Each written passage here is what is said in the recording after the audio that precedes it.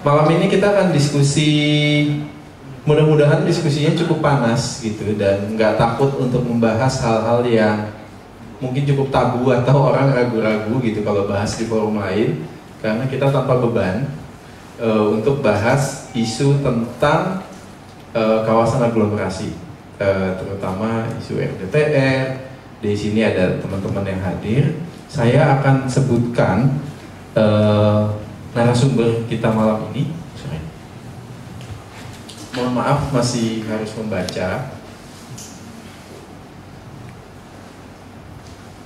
Oke, narasumber kita yang pertama yang akan memaparkan nanti ada waktu sekitar 5-7 menit dari masing-masing narasumber untuk memaparkan. Lalu kita setelah itu nanti ada diskusi, lalu habis itu baru tanya jawab. Itu yang pertama, Ibu Meriana Kusuma. Beliau adalah dosen perencanaan wilayah dan kota Universitas Tarumanegara. Terima kasih sudah hadir. Lalu yang kedua ada Mas Syahroni Fadil dari Walhi Jakarta. Terima kasih sudah hadir, walaupun tadi agak sempat nyasar karena agak susah ditemukan mungkin tempatnya. Lalu ada Alvin Andrea dari pihak tuan rumah nih ya. Oh sorry, tuan rumahnya sebenarnya di sini adalah ruang belajar Alex Tilaan. Mas Reza, terima kasih untuk ruangnya boleh digunakan sebagai forum diskusi. Tapi dari Rujak ini penyelenggara itu ada Alvin Andrean dari Rujak Center for Urban Studies. Lalu ada Mas Apriandi, akrab dipanggil Mas Andi, itu dari Urban Poor Consortium, UPC. Mungkin udah cukup sering dengar namanya UPC itu kalau bicara isu tentang kampung kota dan pengorganisasian warga. Langsung aja supaya waktunya kita bisa manfaatkan dengan sebaik-baiknya. Aku persilakan Ibu Meriana Kusuma untuk menyampaikan paparannya. Nanti saya mohon akan saya ingatkan kalau ya, sudah waktunya mendekati. Ini saya duduk aja kalau kayak. Duduk aja. Oh iya, sorry. Saya belum kenalan. Saya Andes dulu di Rujak, sekarang saya jadi moderator. Makasih. Oke, baik, terima kasih Mas Andes. Ya, selamat malam. Assalamualaikum warahmatullahi wabarakatuh. Karena waktunya sangat cepat sekali ya, 5-7 menit. Saya cepat aja sebenarnya. Jadi ini terkait daerah khusus Jakarta dan peran aglomerasi. Sebenarnya nanti saya akan men-highlight terkait dengan aglomerasi begitu. Kebetulan tadi sudah disampaikan, saya mengajar di Universitas Tarumanegara di jurusan sebenarnya perencanaan kota dan real estate. Jadi bukan hanya perencanaan kota tapi juga real estate. Dan kebetulan saya memang lebih banyak ke urban and real estate development riset saya. Ya, namanya urban planning and real estate development. Oke, boleh next lagi. Nah, kebetulan juga saya di Ikatan Ahli Perencanaan di IAP Jakarta sebagai sekretaris. Jadi memang sejak awal adanya RUU DKJ ini, kita memang mengawal sekali karena waktu itu hembusannya sangat kuat terutama terkait dengan pemilihan gubernur yang ditunjuk ya oleh presiden atau DPR. Jadi kami juga menyurati kepada DPR bahwa kami tidak setuju gitu ya dengan rencana tersebut.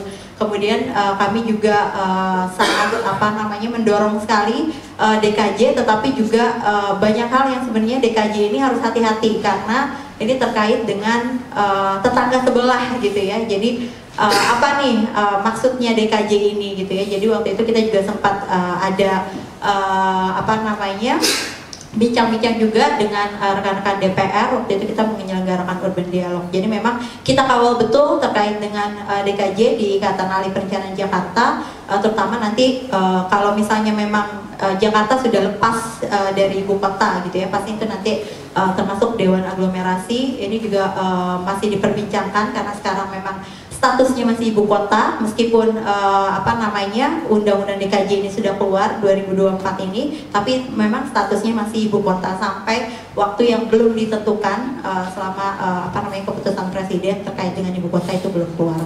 Oke, next lagi, ini terkait dengan Jakarta, sedikit saja introduction terkait dengan permasalahan Jakarta dan fakta bahwa adanya DKJ ini lahir karena memang adanya perubahan ibu kota dari Jakarta ke ibu kota Nusantara. Bagaimana nanti Jakarta ke depannya seperti apa, itu juga menjadi hal yang mungkin salah satunya aglomerasi itu dianggap sebagai salah satu yang bisa atau mampu membantu Jakarta menghilangkan masalah-masalah yang ada di Jakarta. Itu ya sebenarnya salah satu yang mungkin kita juga perlu highlight dari daerah khusus Jakarta ini.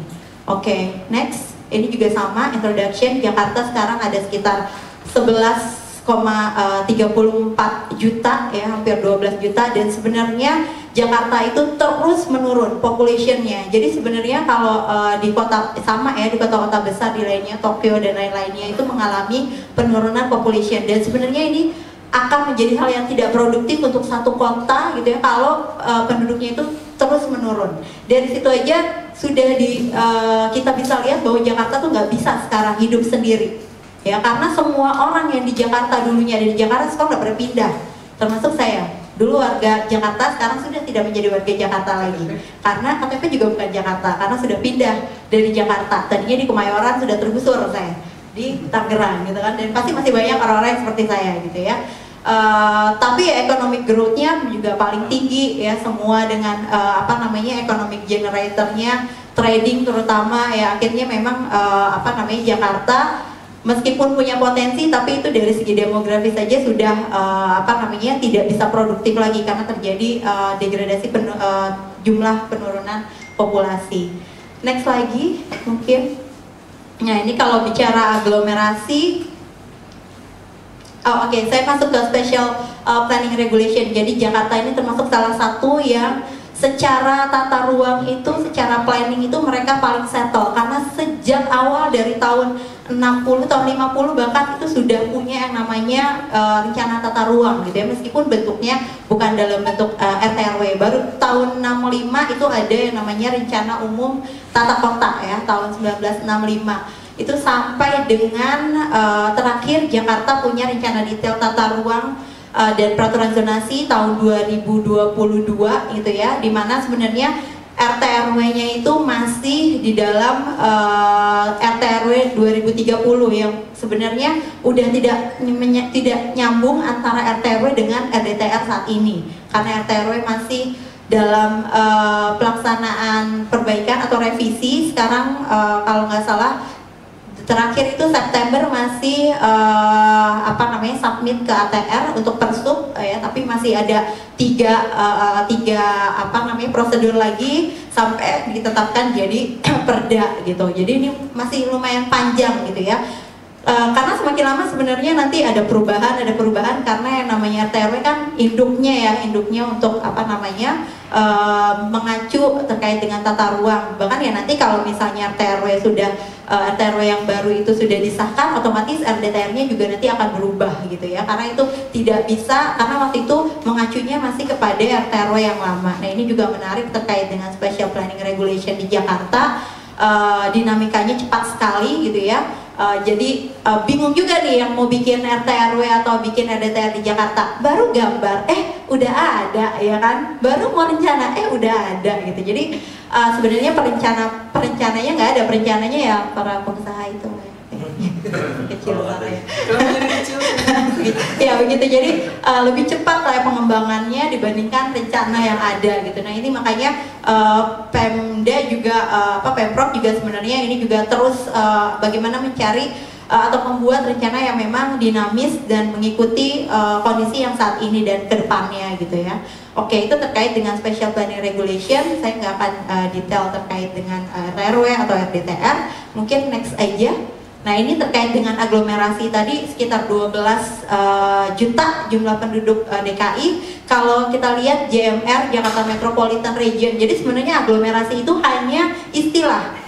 Ya sebenarnya kita udah punya ya, yang namanya metropolitan tuh bukan Jakarta aja gitu ya, atau mungkin kita pernah dengar megapolitan, ya megalopolis dan lain-lainnya, itu ya pasti harus attach dengan wilayah di sekitarnya gitu ya. Jadi aglomerasi itu sebenarnya hanya istilah saja. Sebenarnya kita juga sudah mengenal yang namanya Jakarta Metropolitan Region atau ya Jabodetabek gitu ya.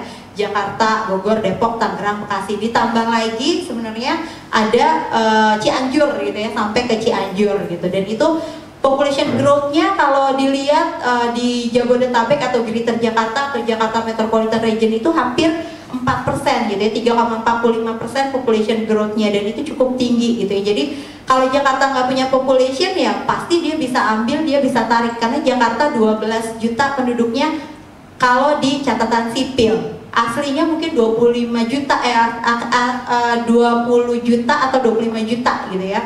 Pagi dan malam itu bisa berbeda gitu. Nah, next lagi, nah aglomerasi ini sebenarnya untuk apa? Ya, jadi kalau misalnya kita ngomong aglomerasi itu udah ada lama, sejak dulu gitu ya. Dulu ada namanya 10 kota metropolitan. Mungkin kalian udah pada ya, Jabodetabek itu salah satu 10 kota metropolitan ya. Ada apa namanya? Banyak juga selain itu ya.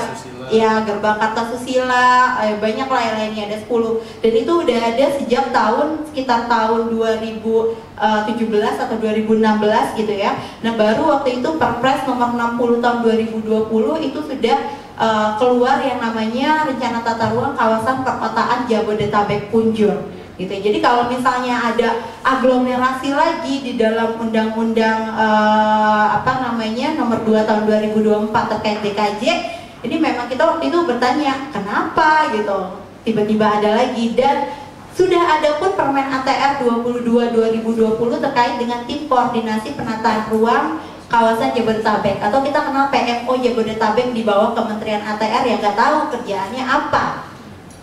Maaf, nggak tahu kerjanya apa ya, karena memang kita nggak pernah tahu gitu apa koordinasinya. Bahkan sampai Pemprov pun bertanya gitu ya, ini PMO Jabodetabek kok kita nggak pernah diundang gitu ya. Jadi banyak juga gitu ya pertanyaan, ini koordinasinya seperti apa. Ya memang koordinasinya terkait dengan penataan ruang, tapi penataan ruang itu bukan hanya ngomongin tata ruang aja, tapi banyak gitu ya, bergesekannya banyak sekali, atau apa namanya banyak terkait dengan sektor-sektor gitu. Nah, kalau dilihat di Undang-Undang 2 2024 terkait dengan DKJ, ini juga ada terkait dengan urusan pemerintahan dan kewenangan khusus di bab 6 kalau nggak salah ya, ada sekitar 18 atau 19 kewenangan ya, dari mulai kewenangan untuk perumahan, pendidikan, sampai apa namanya banyak banget deh ya. Dan itu yang apa namanya membuat daerah khusus Jakarta ini menjadi khusus gitu ya. Nah, ini juga termasuk adanya kawasan aglomerasi. Nah, disinilah adanya kawasan aglomerasi untuk ya mencakup tuh minimal ada wilayahnya sampai ke Jabodetabek Punjur. Jadi sebenarnya apa bedanya dengan Perpres 60 tahun 2020 ini ya? Dan itu tidak disebutkan sama sekali. Jadi memang bukan cuma dinas atau kementerian yang kadang-kadang overlap atau tidak nyambung, undang-undang pun sering tidak nyambung gitu kan. Nah, ini yang mungkin juga kita lihat ini untuk apa gitu ya, Dewan Kawasan Aglomerasi ini untuk apa, lah terus si PMO ini nanti ngapain gitu kan. Nah, itu juga masih jadi perbincangan gitu. Nah, ini jadinya aglomerasi itu untuk apa gitu ya, ini yang kita pertanyakan. Next lagi, nah kalau ngomong Jakarta Metropolitan Region, ini studi kami di Centropolis, kita ada pusat studi metropolitan di UNTAR, di prodi kami. Nah, kita coba lihat kalau misalnya di Jakarta sendiri, memang kalau ngomongin Greater Jakarta itu wah nggak ada habisnya gitu ya, karena terkait dengan pengembangan kota-kota besar yang di setiap titik di wilayah sebelah Jakarta itu semakin banyak gitu ya. Belum lagi terkait dengan isu pemekaran wilayah. Ya, mereka pun merasa bahwa wilayah mereka juga cukup besar dan mereka kesulitan gitu ya untuk apa namanya mengelola kawasannya mereka sendiri gitu ya. Misalnya terkait dengan sampah gitu ya, kalau di Jakarta nggak bisa kelola sampah, buang aja ke Bekasi. Ya, air misalnya gara-gara air dari Bogor akhirnya Jakarta banjir gitu kan. Nah, semua disalah-salahin gitu ya, padahal ya memang fungsinya tadi ya nggak bisa berdiri sendiri Jakarta gitu ya. Nah, apakah Dewan Aglomerasi ini nanti ya bisa mengelola keseluruhan ini gitu ya? Bagaimana nanti apa namanya koordinasinya? Apakah antar wilayah gitu ya harus ada advantage-nya gitu? Jangan malah nanti perebutan lahan-lahan yang ya lahan bisnis gitu ya, nanti malah jadinya kemana-mana. Nah ini yang perlu dilihat. Next lagi, kayaknya saya harus agak cepat nih. Nah ini isu pemekaran wilayah ini juga udah sejak lama gitu ya, kayak Kabupaten Bogor yang mau dimekarkan jadi Bogor Utara, Bogor Selatan, Bogor Barat. Kemudian Tangerang gitu ya yang mau juga punya provinsi sendiri, Tangerang Raya ya, apalagi udah ada PIK 1 sampai PIK 11 ya kan. Nah, nanti mau jadi provinsi Tangerang Raya ya kan. Cuan itu soalnya. Ya, jadi ini juga nanti akan menjadi isu gimana caranya ya antara administratif ya dengan apa bahasanya ya, selain administratif itu ya pengelolaan itu gimana nih gitu kan, jangan sampai tabrak-tabrakan gitu ya. Itu juga bagian daripada yang harus kita highlight juga nanti di aglomerasi. Apakah aglomerasi ini menjawab hal-hal tersebut begitu. Next lagi. Nah ini yang paling berat juga gitu ya, Jakarta Metropolitan Region ini akan malah nanti bisa merescaling capital gitu ya. Kalau sekarang di Jakarta yang katanya mau jadi global city gitu ya, Jakarta itu sebenarnya ya nggak bisa bersaing dengan global city. Jakarta tuh nanti akan bersaing sama BSD, sama PIK 2, sama Sentul ya. Jadi udah bukan sesama kota ributnya. Ya pasti mesin kota nih. Nah, nanti jadinya ya ributnya bukan atau competitionnya jadi udah bukan ke kota yang lain tapi ke kota-kota baru yang ya tadi tuh ya kan, mereka lebih banyak capitalnya, lebih vibrantnya lebih tinggi, dan terutama population itu yang paling penting gitu ya. Jadi ini juga, dan dampaknya itu ke pasti infrastruktur ya. Ngapain di Jakarta macet ya, mendingan di BSD gitu kan. Cuma cepet lah gitu kalau mau kemana-mana, ada tol ya kan. Nah itu juga hal-hal yang mungkin ya tadi menjadi catatan untuk aglomerasi. Next lagi. Nah jadi ini mungkin takeaways-nya ya untuk aglomerasi, terutama terkait dengan tadi ya Dewan Aglomerasi ini juga nanti kewenangannya seperti apa terhadap kawasan dan kota baru yang ada. Jangan sampai aglomerasi ini cuma jadi ajang untuk ya udah menitipkan izin, kemudian menitipkan lahan. Wah ini bahaya banget gitu ya. Kayaknya sih gitu sebenarnya. Nah ini kompetisi juga yang semakin tinggi di wilayah aglomerasi, dan malah nanti Jakarta malah ketinggalan sebenarnya gitu ya. Yang di depan nanti bukannya Jakarta, malah ya yang lain itu yang tadi saya sebutkan ya. Jadi di Dewan Aglomerasi ini siapa yang di depan? Apakah Jakarta atau wilayah lainnya? Terus aturan provinsi lainnya seperti apa?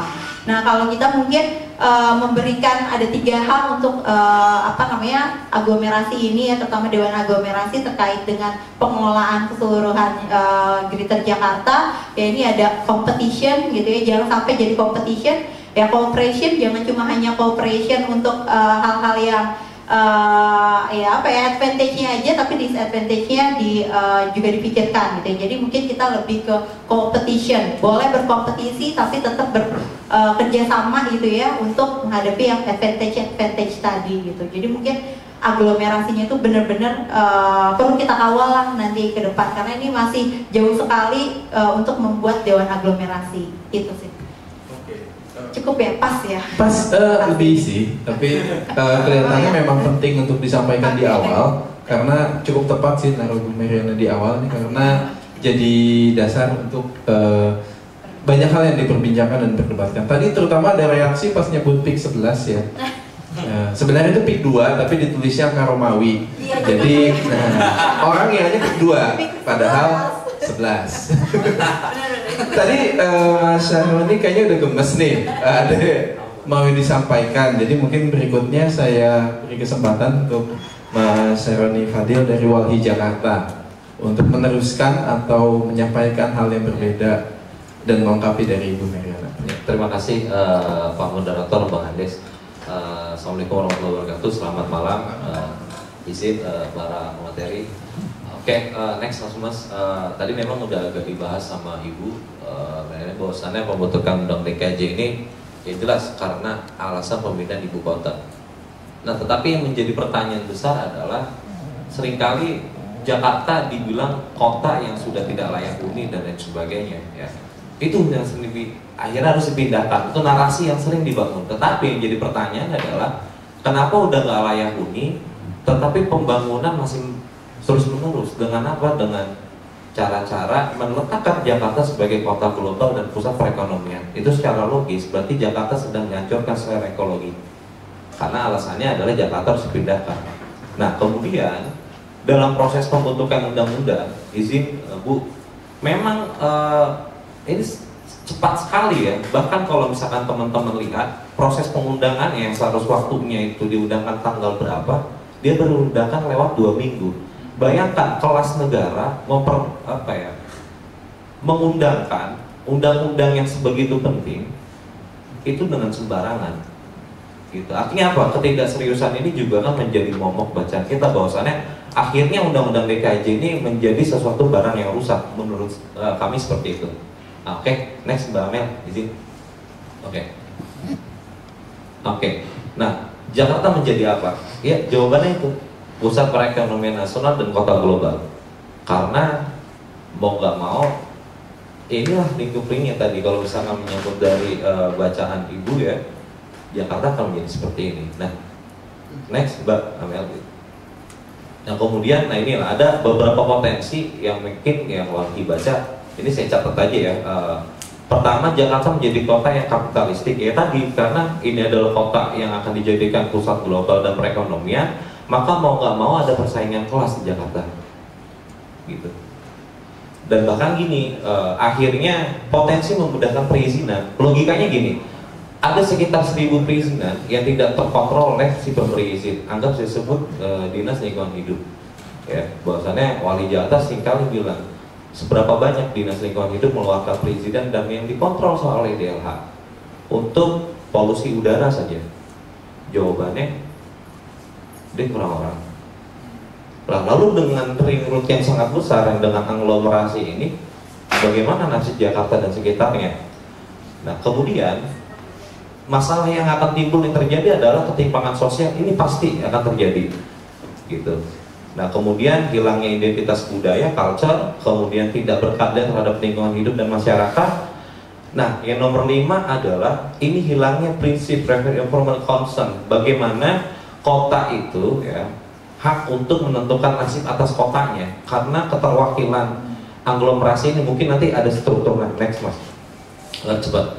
Nah oke, itu next kondisi kritis itu. Nah ini dia. Ya, logika kawasan aglomerasi ini dibentuk berdasarkan rencana induk. Kalau kita lihat pasal 53 ayat 2, yang mana rencana induk ini dibentuk berdasarkan RPJPN, kemudian dibentuk lagi berdasarkan rencana pembangunan jangka menengah, kebijakan strategis pemerintah pusat serta provinsi daerah khusus Jakarta sebagai kota global. Loh, di mana keadaan kota-kota yang lain? Karena harus ikut, gitu. Bekasi, Tangerang, nggak bisa, dia harus ikut RPJPN yang nanti dari lingkaran ini menjadi rencana induk. Nah ini kajiannya Ibu, mungkin Bu kita banyak diskusi nanti, Bu yang agak gregetan kalau dalam pasal ini. Ini ada ketimpangan perencanaan. Nah mau nggak mau kawasan aglomerasi ini seperti ini. Dan sebelum saya lebih menjauh lagi, pernah dengar nggak ada satu badan yang dibawa Kemendagri namanya Badan Kerjasama Pembangunan BKSP? Lah kerjanya ngapain? Artinya apa? Ketika ada perletakan undang-undang DKJ di kawasan aglomerasi, ini adalah kegagalan Kemendagri dalam mengakomodir kawasan Jabodetabek Unjur. Udah itu aja. Karena ya seperti itu logikanya bacaan kami gitu ya. Emang seperti itu keadaan. Nah, next mas. Pertama itu ya ketimpangan perencanaan. Yang kedua adalah ketimpangan pembiayaan. Ini pasti akan butuh biaya yang sangat besar. Gitu. Dengan kawasan aglomerasi yang ada sekitar 9 objek yang menjadi kerjaannya gitu ya, maka ketika misalkan ini menggunakan dana strategis nasional, artinya menggunakan anggaran pusat, inilah yang nanti ada ketimpangan secara pembiayaan.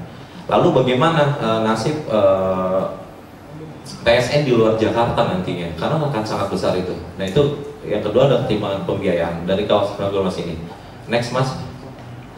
Nah yang ketiga adalah ini dia ketimpangan program. Yang tadi saya bilang bahwasannya kota-kota lain mau tidak mau tidak bisa dia menentukan nasib kotanya sendiri, karena ada kawasan aglomerasi ini, karena harus ikut gitu. Memang bupati, wali kota itu kan apa ya, nggak jauh dia mengurus transportasi, pengelolaan sampah, lingkungan hidup, penanggulangan banjir, air minum.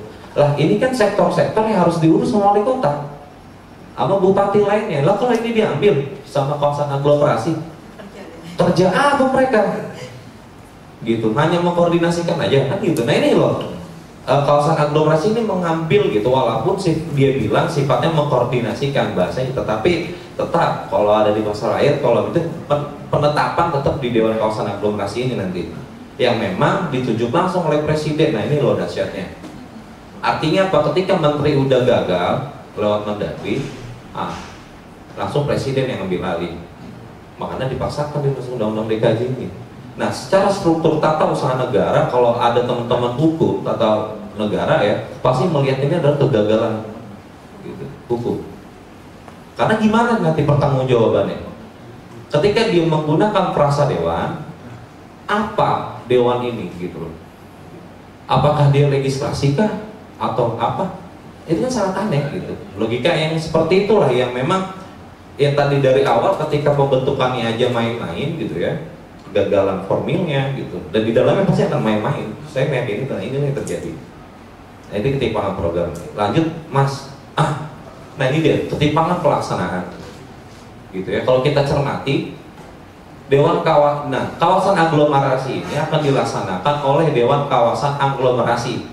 Nah yang tadi iya, Dewan Kawasan Aglomerasi namanya Mas, DKA. Nah, berfungsi pertama mengkoordinasikan, monitoring dan evaluasi. Bayangkan itu, ya kan? Nah, secara ini ditunjuk oleh presiden dan diatur lebih lanjut melalui Kepres. Saya nggak tahu nih, nanti yang diatur nih apanya gitu? Apa proses pemilihannya kah? Atau proses penunjukannya atau bagaimana nih? Saya nggak tahu gitu. Karena memang belum ada gitu. Nah, kemudian sebagai refleksi itu, DKI ini sebagai apa? Keterwakilan unsurnya yang ada siapa? Apa memang keterlibatan masyarakat? Kayak teman-teman UPC diundang jadi dewan? Nggak mungkin itu. Mungkin ya itu Pak? Mungkin kali ya, kita perjuangan itu ya gitu. Siapa? Rakyat yang sebelah mana kan gitu. Nah itulah yang menjadi bahaya dalam ini ya. Dan next Mas, ya langsung. Nah, dan yang menariknya lagi, kalau teman-teman cermati di dalam pasal bab kawasan aglomerasi itu disisipkan pasal mengenai badan layanan bersama. Nah ini yang dahsyat nih. Kalau itu, ini apa maksudnya badan layanan bersama? Ini gak jelas badannya ini bentuknya apa? Apa ini BUMD atau bagaimana gitu? Nah inilah yang menjadi kritik besar juga di dalam Undang DKJ mengenai BLB ini. Nah kemudian bayangkan kalau dalam pasal itu ditulis gini, proporsi saham ditentukan berdasarkan jumlah pendapatan daerah. Artinya jawaban Ibu tadi itu pertanyaan Ibu, siapa yang mengelola kawasan aglomerasi? Jakarta. Paling besar Jakarta. Gak mungkin Cianjur menang gitu di pengelolaan saham gitu. Paling jago APBD berapa sih Cianjur kalau diadu sama Jakarta? Nah inilah dijadikan badan layanan bersama gitu. Kemudian agar berjalannya sedang program yang tadi, maka perlu pembiayaan yang baru. Artinya apa?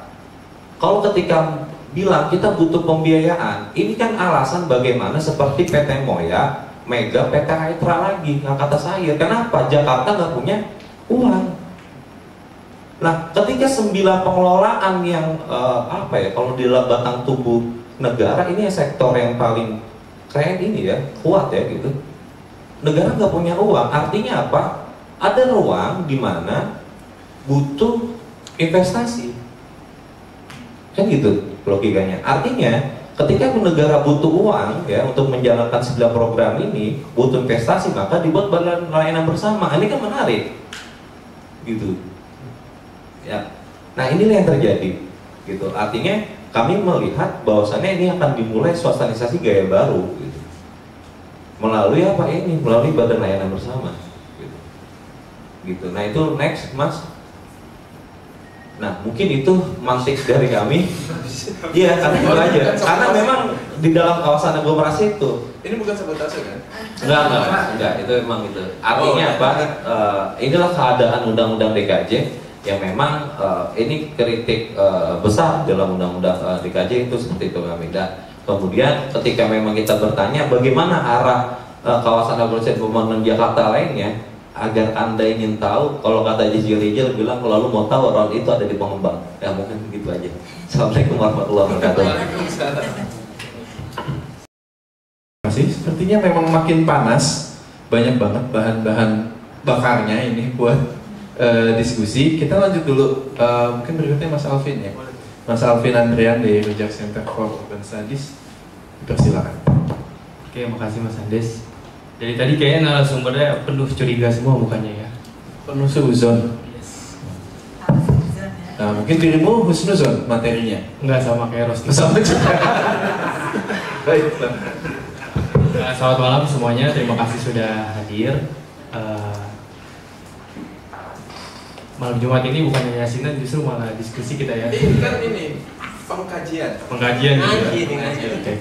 Mungkin tadi udah banyak diceritain soal aglomerasi sama Bu Meriana, kemudian ada soal konsep kota global dari UDKJ sama Mas Roni dengan segala konflik di dalamnya gitu ya. Nah, aku di sini coba mau ngejelasin soal atau mau tarik gitu ya konsep tata ruang Jakarta gitu ya untuk mengemban konsep kota global itu sendiri gitu ya. Mungkin boleh di next. Nah, status baru kota ANA gitu ya, orang Betawi kan bisa gitu ya Mas ya, kota global dan pusat perekonomian gitu ya. Jadi memang UDKJ itu secara eksplisit menyatakan bahwa memang Jakarta akan menjadi kota global dan pusat perekonomian gitu ya. Nah, kota global ini kan sebenarnya kayaknya Jakarta ini FOMO gitu ya, pengen ikut-ikutan kayak Tokyo, terus juga pengen ikut-ikutan kayak London dan lain sebagainya gitu ya. Biasanya tuh yang FOMO itu tuh karakteristiknya hilang tuh. Nah kayak Jakarta gitu ya, takutnya nanti kearifan lokalnya hilang, kemudian nilai-nilai sosialnya hilang. Kearifan lokal misalnya kayak kampung kota gitu ya, dengan adanya konsep kota global juga ditakuti nanti kampung kota ini lama-lama meredup dan hilang gitu ya. Padahal memang kampung kota ini salah satu jantung gitu ya kehidupan di kota Jakarta, kira-kira gitu. Nah, lebih lanjut tadi udah disampaikan sama Mas Roni, memang UDKJ ini penuh kecurigaan gitu ya. Nah, kalau misalkan aku tarik ke Jakarta, kira-kira Jakarta siap atau tidak gitu ya mengemban konsep kota global dan pusat perekonomian. Sebenarnya memang alasan di 2002 ya UIKN keluar itu kan menyatakan bahwa alasan pemindahan ibu kota dari Jakarta ke Kalimantan Timur itu karena memang beberapa beban yang sangat berat ditanggung oleh Jakarta gitu ya, mulai dari kemacetan, terus juga ada bencana alam, penurunan muka tanah dan masih banyak dah 100 kayaknya. Nah, beban-beban itu justru jadi kontradiksi. Kenapa? Banyaknya beban-beban itu justru jadi kontradiksi. Kenapa? Karena memang Jakarta itu dialih statuskan menjadi kota global yang memang sebenarnya gini, kita ngomong Jakarta ini masih banyak beban gitu ya. Kita tahu gitu, sekarang di Marunda masih banyak masyarakat rusun Marunda yang menghadapi polusi udara akibat batu bara. Kemudian masih banyak teman-teman di kepulauan. Kemarin saya juga baru di Pulau Pari, mereka terancam reklamasi intervensi dari korporasi. Terus juga ada Muara Baru, Muara Angke, memang mereka itu masih krisis dengan air bersih gitu. Maksudku gini, kenapa kita langsung ke kota global gitu? Kenapa nggak kayak kota sehat dulu, kayak kota inklusif dulu, kayak atau kota apalah gitu ya? Jangan langsung ke kota global gitu ya. Kota Intan boleh gitu. Jadi Jakarta siap atau Jakarta siap atau tidaknya itu mungkin teman-teman yang nilai lah. Aku males jawabnya gitu ya. Terus kalau ngomongin soal Jakarta bisa gitu ya, untuk mengemban kota global secara nama bisa, tentu bisa gitu, Jakarta sebagai kota global. Tapi implementasi atau realitanya nanti itu kira-kira bisa atau enggak gitu ya. Ini bukannya pesimistik, tapi memang kayaknya pemerintah kita ini optimistik banget gitu ya. Dan memang optimistik atau halu? Aku nggak, mungkin Mas Andes yang jawab kali ya itu ya. Nah jadi konsep kota global ini pasti dalam prosesnya itu ya, kalau misalkan kita bahas secara tata ruang, pasti itu ada, tadi udah disinggung sama Bu Meriana, pasti itu ada yang namanya perencanaan tata ruang. Dari perencanaan tata ruang baru masuk ke dalam pemanfaatan ruang dan terakhir ada pengendalian tata ruang. Nah tentunya untuk mencapai kota global ini perlu untuk 3 aspek itu. Tapi ada yang paling penting untuk diperhatikan atau dibutuhkan gitu, yaitu pertama soal anggaran gitu ya. Kalau kita nggak punya anggaran, semua atau 3 aspek tadi nggak mungkin bisa terrealisasikan, kira-kira begitu. Nah, ngomongin soal anggaran, Jakarta itu kan salah satu kota yang memiliki APBD paling tinggi gitu ya, sekitar 84 kalau saya nggak salah sampai 85 triliun. Itu cukup besar.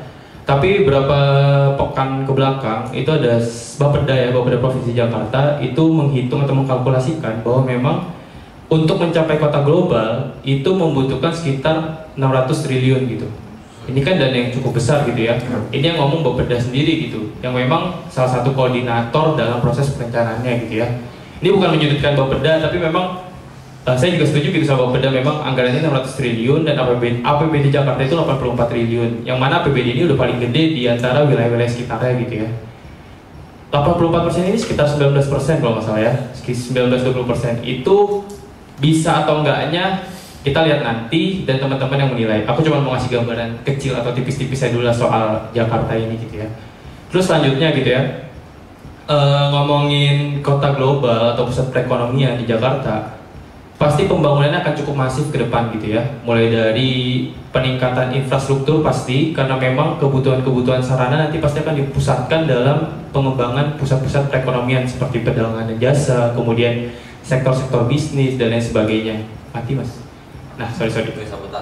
Nah ini sabotase kayaknya. Nah terus juga pasti ada alih fungsi lahan gitu ya, yang kita tahu bahwa memang yang kita tahu pemerintahan akan dialih atau dipindahkan ke ibu kota, yang memang pastinya perkantoran-perkantoran di Jakarta nanti bisa dialih fungsi lahankan ke pemanfaatan yang lain. Oleh karena itu pasti nanti ada perubahan di struktur dan polong. Ini kayaknya cukup teknis gitu ya, maaf gitu ya, susah juga mentransfernya gitu. Paling mungkin teman-teman yang latar belakangnya PWK ataupun hukum lebih mudah memahaminya, kira-kira begitu. Nah, adanya perubahan tata ruang ini, adanya perubahan tata ruang ini biasanya diterjemahkan oleh pemerintah itu melalui dokumen gitu. Salah satu dokumen itu di RT/RW. RT/RW ini di bawahnya si Undang-Undang DKJ tentu ya. RT/RW ini sifatnya masih level daerah, provinsi, kabupaten, kota.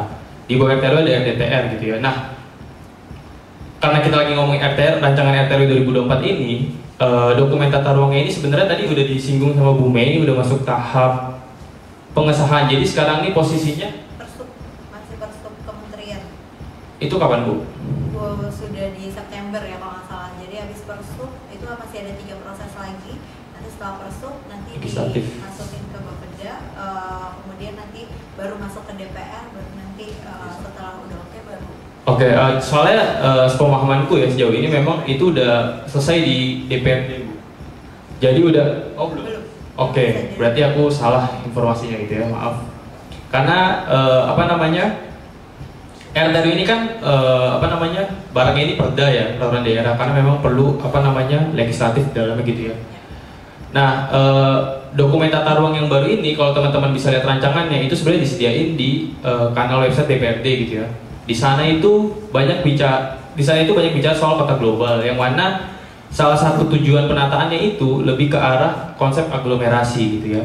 Nah, ngomong-ngomong soal aglomerasi secara tata ruang, pastinya ada pengembangan yang lebih kompleks di dalamnya. Mungkin bisa di-next gitu ya. Nah, sekilas latar RT/RW 2024 sama 2024, sebenarnya RT/RW ini tuh disusun tahun 2021 gitu ya. Setelah amat UCK tahun 2020, yang mana memang UCK ini menyatakan bahwa RT/RW kita ini harus diintegrasikan dengan RZWP 3K. RZWP 3K itu apa sih? Itu rencana zonasi wilayah pesisir dan pulau-pulau kecil. Jadi pemerintah melalui UCK itu berinisiatif untuk mengintegrasikan si rencana tata ruang darat dan rencana tata ruang laut. Kenapa begitu? Karena sampai saat ini sebenarnya ya di Jakarta ini ya, makanya aku baru dapat informasi juga, mungkin kalau salah bisa dikoreksi, 95% ruangnya itu ruang laut gitu, dan hanya 5% itu ruang darat. Ruang daratnya aja belum terakomodir dengan baik, apalagi ruang lautnya gitu. Makanya dia mengintegrasikan rencana ini secara bersama, kira-kira begitu.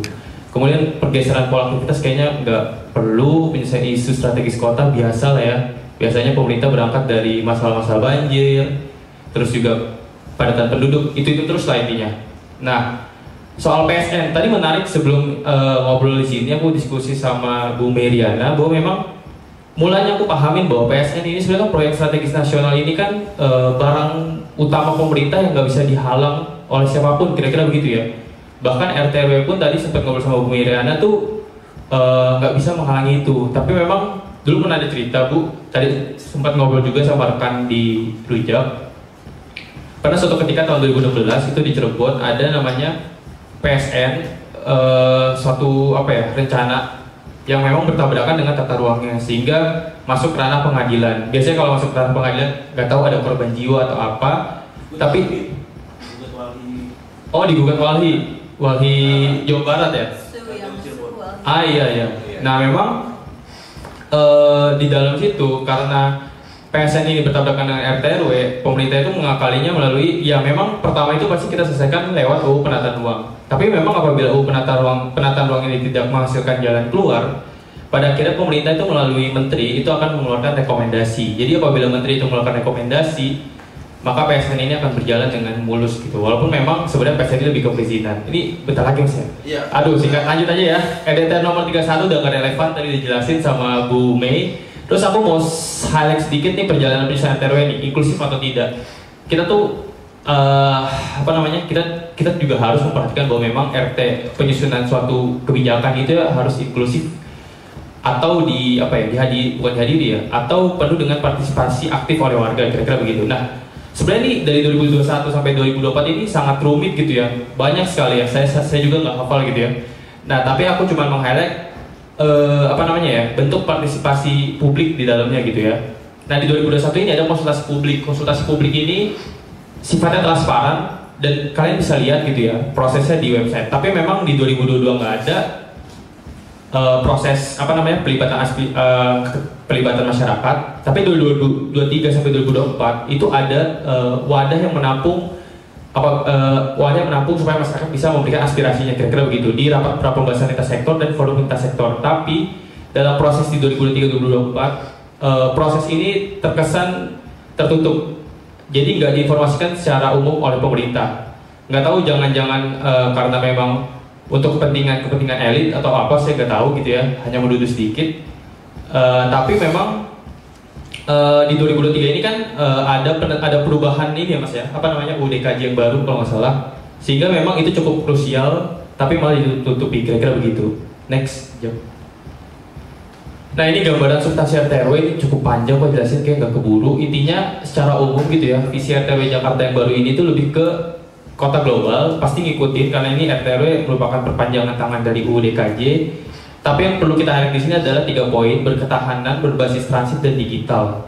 3 poin ini memang sudah mewakili kota keinginan sebagai kota global. Tapi berketahanan yang dimaksud di sini pasti lebih ke arah bencana, kemudian lebih ke arah kehidupan sosial ataupun ekonomi. Kemudian untuk yang transit ini penggunaan transportasi umum ataupun publik. Digital ini lebih ke pemenuhan segala aspek yang berbentuk digital seperti layanan dan lain sebagainya gitu ya. Nah, teman-teman bisa lihat di warna kuning itu tujuan penataan ruang, tapi yang mau aku highlight ada tujuan penataan ruang dan pelayanan kota yang berketahanan terintegrasi dengan wilayah sekitar Bogor, Depok, Tangerang, Bekasi, Puncak, dan Cianjur. Nah, beberapa poin ini aku pikir cukup krusial untuk kita bahas, kira-kira apa sih arah pemerintah ini ke depan melalui barang RT/RW ini gitu. Mungkin next step, udah mau habis.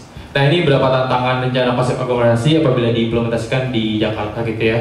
Saat ini kita tahu bahwa padatkan penduduk dan urbanisasi di Jakarta itu salah satu penyebab atau tantangan utama, ketimpangan sosial, banjir, infrastruktur yang belum siap, macet, penggusuran, sinkronisasi kerjasama antar daerah yang memang nantinya diakhiri dengan permasalahan lingkungan hidup lagi-lagi. Mungkin itu kali ya. Takut udah bisa nih Mas ya? Sudah habis. Oh sorry. Oke, itu aja sih. Penetapan Jakarta sebagai kota global itu nggak tahu menyelesaikan masalah atau menanggung masalah, kira-kira begitu. Makasih. Terima kasih Mas Hafid.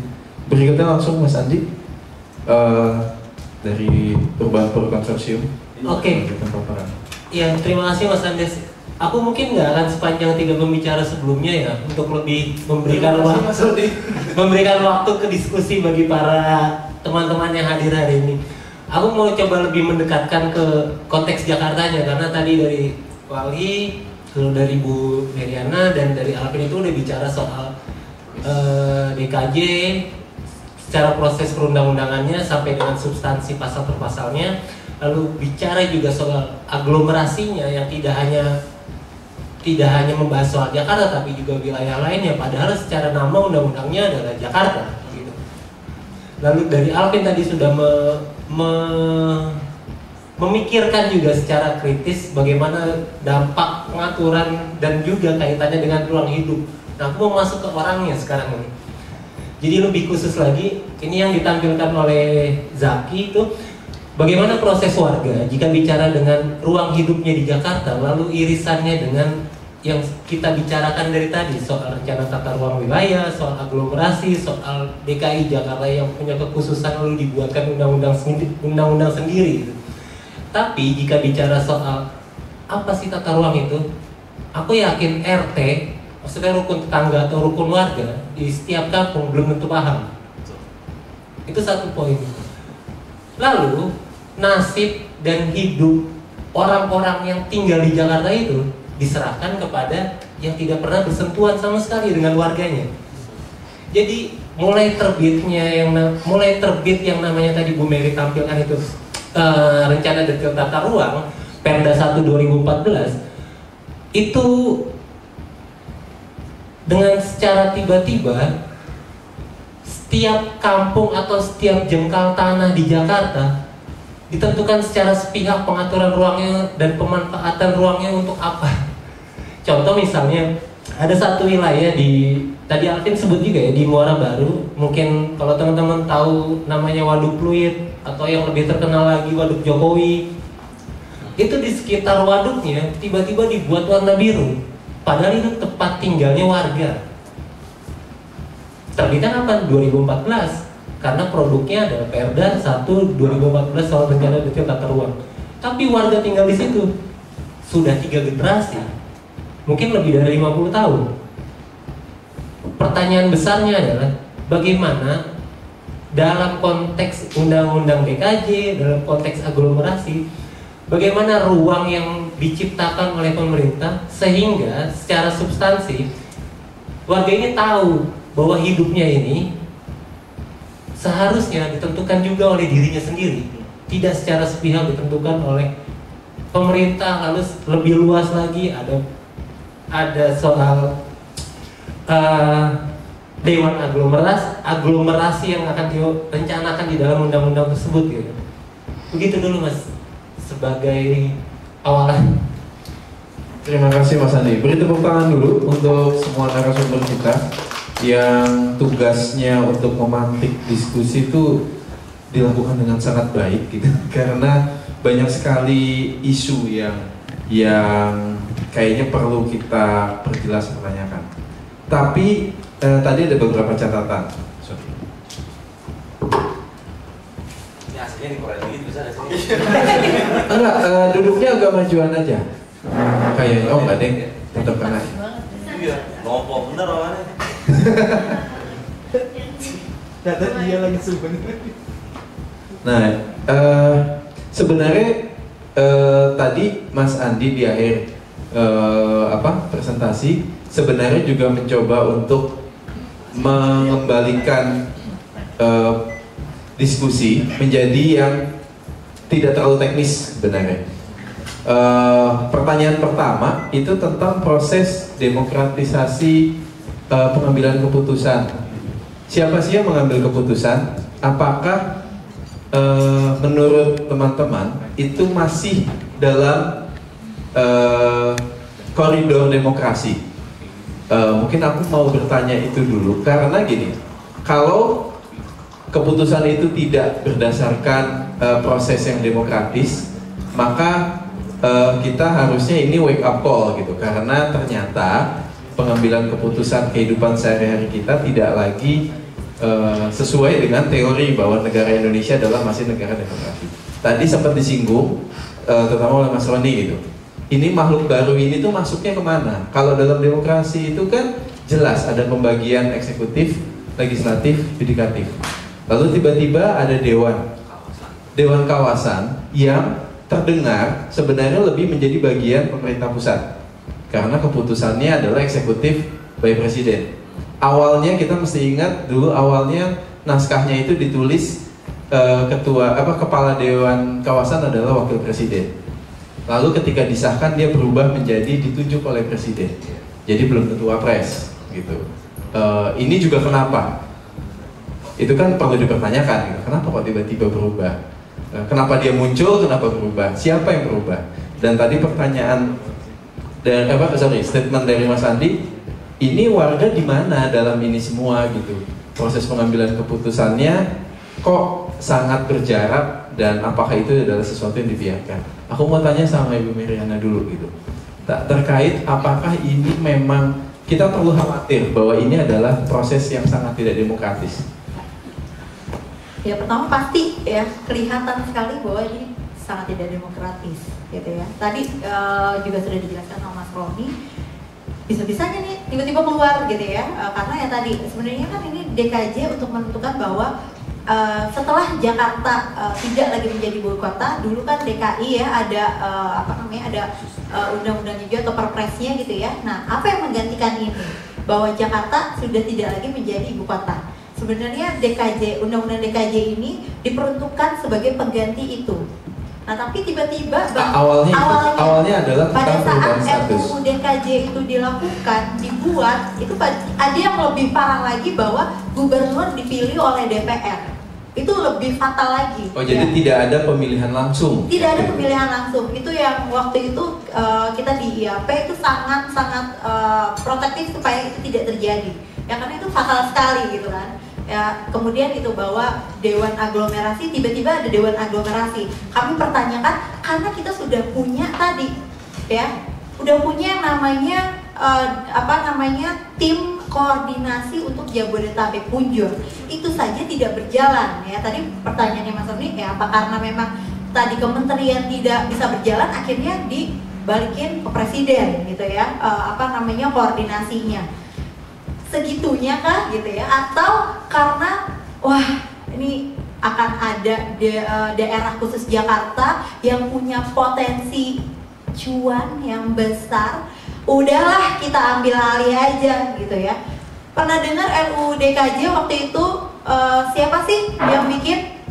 DPRD, DPR, ya kan? Waktu kita tanya sama DPRD bilang, wah kita juga udah dapatnya dari sana kayak gitu. Lah gimana sih? Ya kan? Jadi ini munculnya di DPR pusat dan presiden. Karena tadi undang-undang jatuhnya, bukan perda atau ada lainnya gitu ya. Jadi DKJ DPRD itu hanya menerima tembusan gitu ya, hanya menerima tembusan dan memberikan masukan-masukan lah untuk DPR gitu. Tapi ya balik lagi demokratisasinya ya tadi kan Mas ya, hukum yang namanya siapa nih yang bikin narasi ini gitu kan, kita nggak pernah tahu, tiba-tiba keluar. Itu kalau misalnya kita lengah sedikit pada saat itu bahwa yang namanya gubernur dipilih oleh DPR, wah kalau sampai itu cepat banget tadi seperti yang dibilang Mas Roni ya, itu cepat sekali gitu ya. Pada saat dia keluarin RUU tiba-tiba mau disahkan menjadi UU, undang-undang. Tapi tidak pernah ada sampai kita waktu itu pun mau minta pembicaraan dengan DPR, itu juga nggak tembus gitu. Akhirnya kita waktu itu dengan DPRD.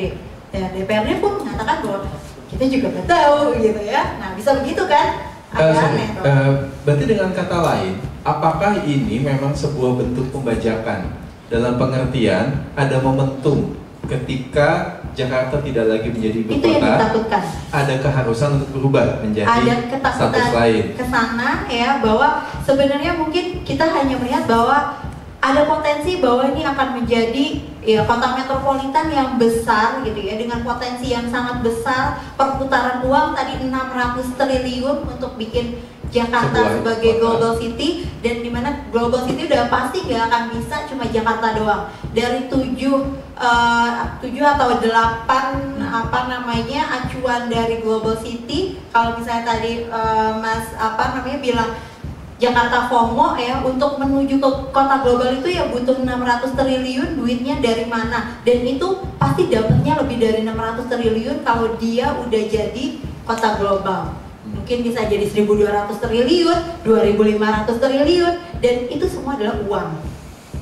Ya, jadi potensinya kita bisa lihat bahwa ada keinginan sepertinya ya, saya juga nggak tahu ya, ini masih suzonnya. Jangan-jangan ya apakah pemerintah pusat ini mau mengambil alih Jakarta sebagai bagian daripada kewenangan atau kekuasaannya pemerintah pusat, gitu ya. Termasuk tadi yang pertama kali itu gubernur Jakarta itu dipilih oleh DPR. Berarti ini adalah sebuah kemunduran dari semangat reformasi otonomi daerah sebenarnya. Iya, itu berubah haluan, jadi ya. berbalik.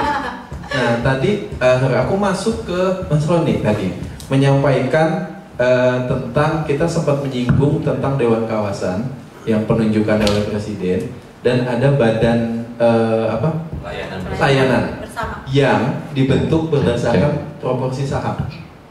Artinya, kan pertama ada kecurigaan Jakarta akan memimpin karena modalnya paling kuat.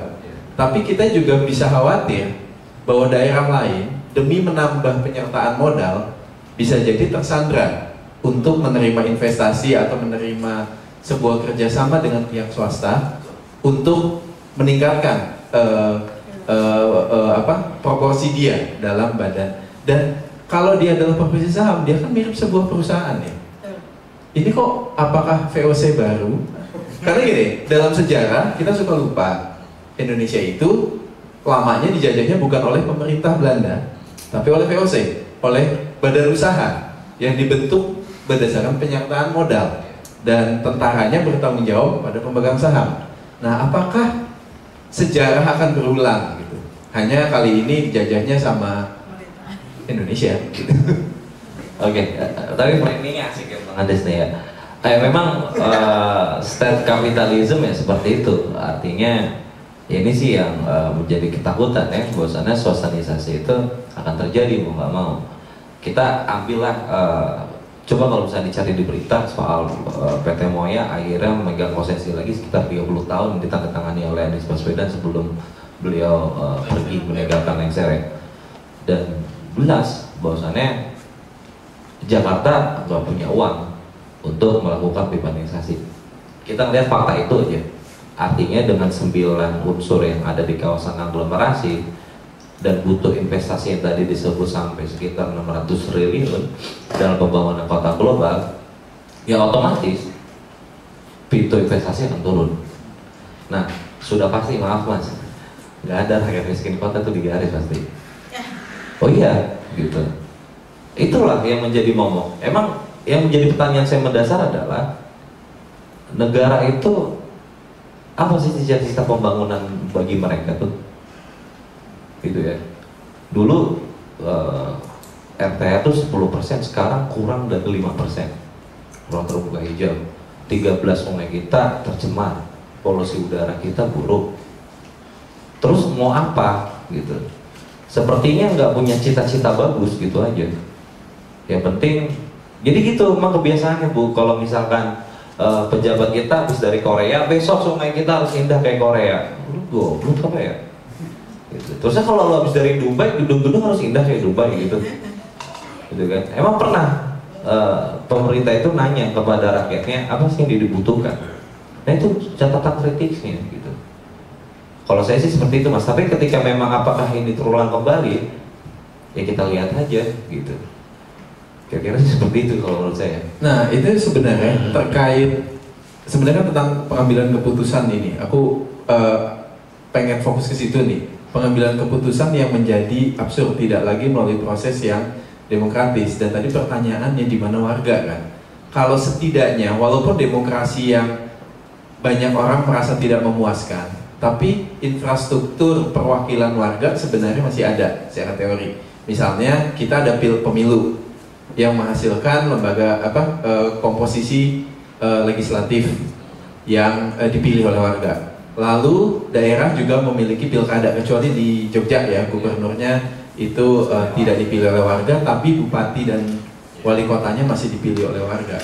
Nah, ketika menjadi menjadi kawasan aglomerasi, ini kan jadi ada super body yang di atas institusi demokratis ini. Dan ada kalimat terkait PSN tadi, seperti disinggung maaf ini, proyek strategis nasional yang kekuatannya lebih besar kadang dalam menentukan, meskipun dia bertentangan dengan RT RW setempat, tapi PSN biasanya menang karena dapat status spesial. Kita tahu ada proyek-proyek strategis nasional yang selama ini berjalan memang menabrak itu dan kenyataannya bisa dilakukan. Nah, apakah memang aku mungkin pengen ke Mas Andi nih terkait warga gitu. Apa sih yang bisa dilakukan oleh warga? Oke, emang menolak ini, tapi kalaupun ini sampai jadi gitu, sebenarnya apa sih yang bisa dilakukan oleh warga? Apakah mendorong kepala daerahnya masing-masing yang masih punya pertanggungjawaban sama mereka untuk melakukan penolakan misalnya. Jadi yang menolak bukan warganya, tapi adalah kepala daerah yang mungkin juga tidak diuntungkan dengan kondisi ini. Menurut Mas Andi, warga bisa melakukan apa? Apakah mendorong legislatifnya kah, atau memang ya udah turun ke jalan lagi nih? Gitu. Maaf nih, bukan ngomporin turun ke jalan, tapi aku belum melihat apa yang bisa dilakukan sebenarnya. Iya, kalau ini sayangnya ngomongin pilkada akhirnya ya, padahal udah menyatakan sikap politik akan akan melakukan gerakan coblos semua. Pembangunan sipil sebenarnya. Iya. Tapi aku mulai mungkin dari yang tadi Mas Roni sampaikan ya, salah satu yang paling mungkin untuk bisa menjadikan satu wacana bersama itu ya, barang ini harus dimasalahin dulu. Iya, soal undang-undang DKJ ini harus dimasalahin sehingga itu sampai pesannya kepada warga, tidak hanya terbatas yang ada di ruangan ini yang secara informasi punya kemewahan terhadap akses informasi gitu. Tapi bagaimana membawa barang ini yang menurut kita sepaham lah bahwa barang ini adalah barang bermasalah, tapi sampai ke level warga yang skalanya lebih luas gitu.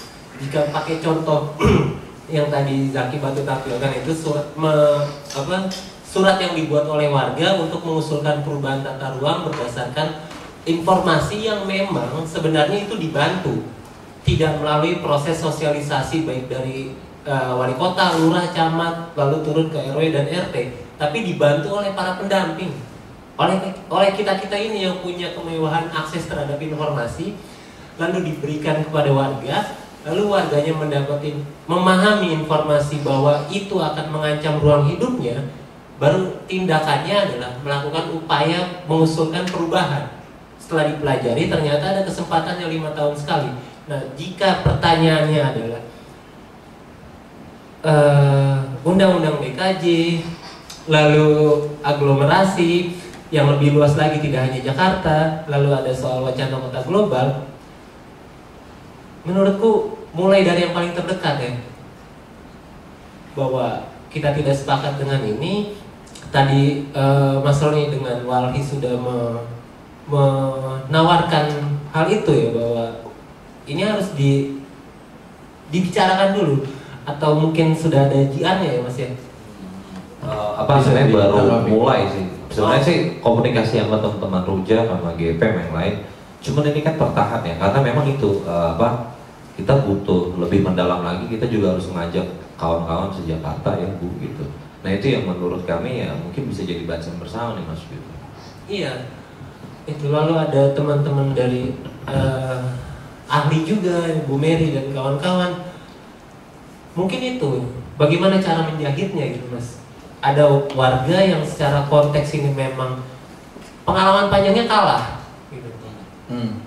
Pengalamannya selalu kalah atau dikalahkan gitu, jika bicara konteksnya skala kota gitu. Tapi bagaimana posisi warga dalam perbincangan soal undang-undang DKJ, soal kota global? Mari kita tempatkan konteks warga di dalam topik itu gitu maksudnya. Bagaimana cara memulai? Mari kita jahit. Tawarannya begitu. Nah, ini aku sama Alvin ada kaitan, mungkin dalam kajian kan waktu di Rujak nih, ada kaitan terkait perubahan kondisi masyarakat. Kita kan tahu bahwa wilayah sekitar Jakarta itu sangat kuat peran pengembang besar, dan banyak sekali warga yang tinggal atau menghuni kawasan tersebut juga di bawah pengelolaan pengembang. Nah, relasinya kan berbeda. Ketika dia menjadi warga sebuah perumahan, relasinya menjadi lebih mirip negara, atau peran negara berkurang sekali, peran pengembang sangat naik. Jadi kalau ada keluhan, perbaikan jalan, rumah sakit nggak ada, itu semua dibangun oleh pengembang. Nah, perubahan perilaku ini apakah mempengaruhi tadi dukungan? Karena mereka merasa justru memang mengharapkan Indonesia jadi, atau wilayah Jabodetabek Jur itu makin jadi kayak Singapura gitu, yang di negara jadi kayak neni, semua di provide, walaupun sistemnya tidak lagi seperti sebelumnya yang demokratis, ada DPRD dan sebagainya. Apakah ini ada pengaruh terkait perubahan demografi di warganya sendiri terhadap dukungan? Karena ini kelihatannya susah atau menemui tantangan ya dalam menyadarkan warga, ini masalah loh. Lalu bagi mereka bilang, enggak masalah, yang penting jalan mulus, yang penting kotanya cantik dan sebagainya. Yang penting hari ini masih bisa makan. Yang penting hari ini bisa makan. Gitu. Mungkin bisa langsung dijawab aja BSD Tangsel gitu kali ya Mas ya. Jadi iya, pengembang besar gitu. Itu kan polanya beda dibanding kampung kota katakanlah. Kampung kota itu kalau ada masalah, ngadunya masih ke DPRD, demo ke balai kota. Hal yang sama tidak kita temukan di warga perumahan-perumahan. Mereka ngadunya langsung ke pengelola gitu ya. Pengelola itu. Susah juga pertanyaannya. Jadi aku mau jawab itu, tapi aku sebelum lari ke sana pengen nambahin sedikit soal tadi masalah keputusan. Ya, karena menurutku juga ini cukup menarik gitu ya. Abis ini kita tanya jawab juga sih. Okay, jadi mungkin bisa muncul. Aku mau nambahin sedikit aja kali ya. Mungkin mau sebenarnya masalah itu bukan di hasil keputusan aja gitu ya. Tapi kita juga perlu highlight gitu ya. Coba bisa kita lihat, tarik ke belakang bahwa memang sebenarnya proses sebelum pengambilan keputusan itu juga sebenarnya warga terlibat gitu. Tapi salah satu kebijakan yang kita bisa bicarakan di sini RT/RW atau DTR lah, kira-kira gitu ya. Tapi pada prosesnya memang keterlibatan publik, keterlibatan aktif masyarakat gitu ya, itu cukup jarang terlihat diikutsertakan oleh pemerintah gitu ya. Biasanya ikut, aku nggak tahu emang modelnya kayak gini atau gimana, tapi memang biasanya di tahap-tahap awal biasanya masyarakat diajak, tapi masyarakat yang diajak pun tidak mewakili semua elemen, kira-kira begitu. Karena kita tahu gitu ya, latar belakang masyarakat di Jakarta ini kan sebenarnya banyak, beda-beda gitu ya. Kita juga harus bisa gitu ya, sebagai pemerintah gitu ya, mengajak teman-teman yang memang masyarakat terdampak gitu ya, terus juga masyarakat rentan, terus juga masyarakat minoritas gender, masyarakat disabilitas. Nah, dari proses itu tuh sangat jarang sekali pemerintah mengikutsertakan masyarakat sipil, kira-kira begitu. Yang mana kenapa menurutku penting? Karena memang adanya keterlibatan aktif masyarakat itu mempengaruhi kualitas hasil keputusan di akhir, kira-kira gitu Mas Andes. Jadi memang problem itu nggak hanya di hasil keputusan, tapi di dalam prosesnya juga, kira-kira begitu. Terus aku masuk ke pertanyaan Mas Andes tadi soal soal pola perilaku yang berbeda-beda di antar wilayah di luar Jakarta gitu ya. Sebenarnya kalau misalkan kita ngomongin populasi gitu ya, sebelum masuk ke perilaku, populasi Jakarta tadi Bu Meriana sebut itu 13 juta. Itu data tahun kapan Bu? 2020-an ya? 2023. Oke, kalau yang megapolitan 35 juta ya? Nah terus juga megapolitan 30 juta. Belum lagi ditambah sama masyarakat luar Jakarta. Kira-kira kayak tembus 50 juta lebih gitu ya. Nah, banyaknya masyarakat yang ada ini memang walaupun memang mereka berbeda perilaku gitu ya, tapi memang integrasi kawasan aglomerasi ini kan tadi tetap akan dipegang oleh si Jakarta, kira-kira begitu. Jadi pada akhirnya mau nggak mau memang kawasan di sekitar itu harus mengintegrasikan si wilayah-wilayah ini mengikuti polanya Jakarta, kira-kira begitu Mas Andes. Jadi memang kenapa Jakarta punya kuasa kuat di sini, karena memang mereka mempunyai APBD paling tinggi, dan apabila memiliki APBD paling tinggi, mau nggak mau wilayah sekitarnya harus mengikut atau mengintegrasikan rencana-rencana yang memang sebelumnya sudah ditentukan oleh Jakarta. Salah satu contoh gini deh, kalau kita ngomongin soal transportasi publik gitu ya, ini walaupun beda perilaku, walaupun ini bukan ngomongin soal perilaku, tapi memang kalau ngomongin soal kewenangan ya, aku yakin bahwa memang perilaku ini akan ikut serta dan berubah karena memang sistem yang mau nggak mau ikut Jakarta. Salah satu sistem, aku beri contoh, kayak misalkan ngomongin soal Transjakarta deh. Transjakarta itu kan kewenangan Provinsi Jakarta ya. Jadi kenapa Transjakarta itu nggak diintegrasikan ke wilayah-wilayah sekitar? Kenapa nggak bisa gitu ya? Kenapa nggak Transjakarta ini, ayo dong dorong ke Tangerang, ayo dorong ke Depok dan lain sebagainya. Dan satu-satunya Transjakarta yang keluar ke kawasan, di luar kawasan Jakarta itu hanya satu, itu koridor Ciledug. Kenapa itu ada? Itu juga karena bukan si Jakarta membuka pintu dengan gratis, enggak. Di situ ada kerjasama dengan pemerintah Tangerang yang bersama-sama harus membangun rencana atau jalan. Karena kan ngomongin Transjakarta, kita ngomongin kewenangan provinsi Jakarta dan si kota Tangerang. Nah, di satu sisi pembangunan itu membutuhkan sarana dan prasarana. Ngomongin soal armada, ngomongin soal jadwal, itu kan ada sinkronisasi gitu ya dari Jakarta ke luar Jakarta. Terus juga ngomongin soal koridor, ngomongin soal prasarana, itu kan perlu adanya pembangunan yang lebih, yang pada akhirnya si Tangerang itu mau nggak mau harus ikut patungan dalam pembangunan dan mau nggak mau harus lebih, yang akhirnya itu menuntut Tangerang mengikuti pola perilaku Jakarta, yang pada akhirnya memang Jakarta akan tetap mengelit lokasi-lokasi sekitar. Ini gitu. Pola yang sama yang tadi dibicarakan itu mirip di pembangunan LRT. Kalau LRT itu kalau diperhatikan tiap titik stasiunnya, sebenarnya stasiunnya tidak berada di posisi yang sebenarnya strategis secara existing, tapi terkait dengan pengembangan beberapa superblok. Yes, jadi sebenarnya kalau ngomongin LRT, MRT, KRL itu sebenarnya udah suatu bidang yang berbeda gitu ya. Kenapa? Karena memang Transjakarta ini kan tanggung jawabnya provinsi, sedangkan LRT, MRT, KRL itu tanggung jawabnya Kementerian Perhubungan, tanggung jawabnya pusat lah. Jadi kenapa mereka bisa ekspansi keluar Jakarta, lintas wilayah karena memang itu kewenangan pusat dan itu sangat berpengaruh ke tata ruang juga, Mas. Jadi tata ruang di Depok, tata ruang di Bogor, Bekasi itu mau nggak mau sering sekali tuh melakukan perubahan. Ya. Dan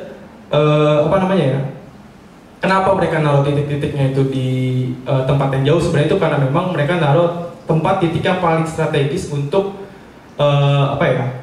mengangkut teman-teman yang memang memiliki atau dekat dengan kawasan perumahan. Jadi memang ini masih berkaitan dengan si rencana RT RW yang pengen ngebuat 70 titik transit. Jadi dia pengen ngedorong melalui hal ini, pengen ngedorong bahwa memang nanti pola pergerakan atau mobilitas masyarakat di luar Jakarta ini akan mengikuti pola-pola transit yang sudah disediakan. Yang jadi nantinya mereka sebagai komuter kalau nggak salah di Jakarta tuh Badan Pengelola Jabodetabek itu bilang ada sekitar 3 juta setiap harinya gitu ya. Jadi konsep aglomerasi ini sebenarnya cukup positif gitu ya untuk meningkatkan produktivitas masyarakat di luar gitu ya. Tapi lagi-lagi gitu ya, kalau mau ningkatin produktivitas kayaknya sambil bermobilitas bisa mampir ke gym di pinggir jalan gitu ya. Ya tahu lagi masuk ke situ. Itu volumenya beda. Ya lanjutin Mas. Tapi tadi menarik, ini balik lagi, Ibu Meriana sempat menyinggung proses RT RW-nya sendiri kan kayak orang baru mau nulis peraturan, tapi kenyataan di lapangan sudah berubah. Apakah jangan-jangan ini sesuatu yang diperlambat dengan sengaja supaya yang ditulis sesuai dengan permintaan-permintaan yang masuk ke dalam proses tadi gitu. Kayak misalnya titik stasiun, trase jalur gitu. Kan terkait pembebasan tanah. Jadi kayak jangan bangun dulu jalan tolnya karena saya belum selesai membebaskan tanah di wilayah A misalnya. Karena kalau udah ada tol harganya naik gitu. Kan ini ada kemungkinan gitu. Bukan ya balik lagi ini suzon semua di sini, tapi ada kemungkinan itu adalah proses yang disengaja. Singkat aja, seberapa besar kemungkinan itu sih? Kalau untuk sebenarnya kalau menurut saya ya pelaksanaan atau pembuatan RT RW dan RDTR di Jakarta ini sudah lebih baik dibandingkan sebelumnya. Ya mungkin tadi Mas Adi bilang waktu itu 2014 ya. Salah satunya sebenarnya saya terlibat juga waktu itu masih kecil ya, masih kecil-kecil gitu ya, sama Rujak juga, di Untar juga gitu ya, 2014. Itu memang tiba-tiba gitu ya ada. Tapi untuk RT/RW yang sekarang sebenarnya sama RDTR itu panjang sekali perjalanannya. Jadi kalau misalnya saya agak koreksi sedikit bahwa partisipasi publik itu sangat banyak sekali Mas. Dan itu bukan dari 2021, sejak 2017-2018. Jadi sebegitu lamanya karena memang banyak hal yang perlu bukan hanya dari masyarakat ya, tapi juga pengusaha, ada stakeholder lainnya gitu ya. Karena ini RT/RW adalah sifatnya induk gitu ya. Buktinya aja RT/RW yang bikin Bapeda, RDTR yang bikin Dinas Tata Ruang. Tuh pada ngobrol kagak tuh berdua? Kagak tahu deh ngobrol apa kagak ya. Petanya aja belum tentu sama ya. Nah, itu dia gitu. Jadi memang Bapeda ini sebenarnya punya beban yang sangat berat dan besar menurut saya gitu ya.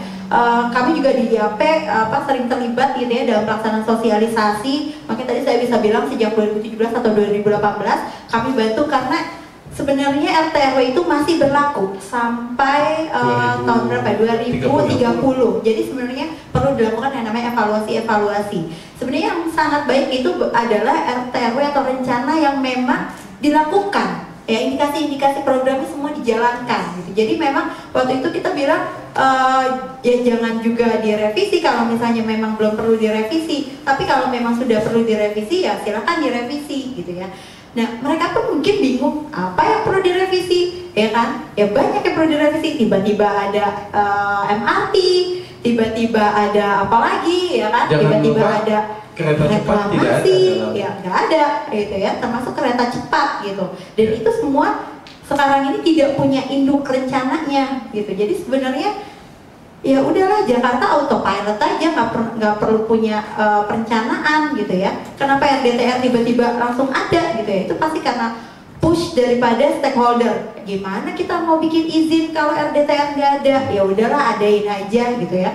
Itu pun teman-teman di Dinas Tata Ruang pun gimana ya, kita belum punya RT/RW tapi kita udah ada RDTR gitu ya. Ibaratnya tuh anak keluar dari rahimnya siapa gitu. Iya, ibunya kan gak ada, ibunya belum ada ibaratnya kan. Tiba-tiba tuh anak udah keluar gitu kan. Ya udahlah, ya anggap saja ibunya itu Bunda Maria gitu kan. Ya, tiba-tiba anaknya keluar lagi. Beda ya. Aduh, bingung kan, pusing gitu. Tapi kembali lagi sebenarnya kalau dari government juga banyak pressure daripada pusat gitu ya. Semua PSN, project-project yang super fast ini ya, kita bisa bilang kalau kita di Untar bilangnya ini fast development. Jadi bukan fast fashion aja, bukan fast food aja, development juga ternyata ada yang fast development. Jadi ya, ini sebenarnya jam food ya, ini juga sama, jam development gitu.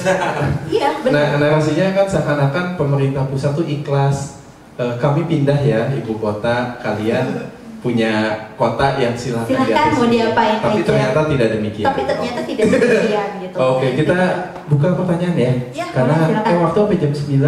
Apa 11, 12? 9. Ada teman-teman yang hadir di sini mau bertanya? Silakan. Kalau enggak kita lanjutin diskusinya lagi. Ada yang mau bertanya? Iya, ada Kano. Halo. Ada? Dari online ada? Oh, nggak ada online? Oh, oke. Nggak ada? Amel, silakan.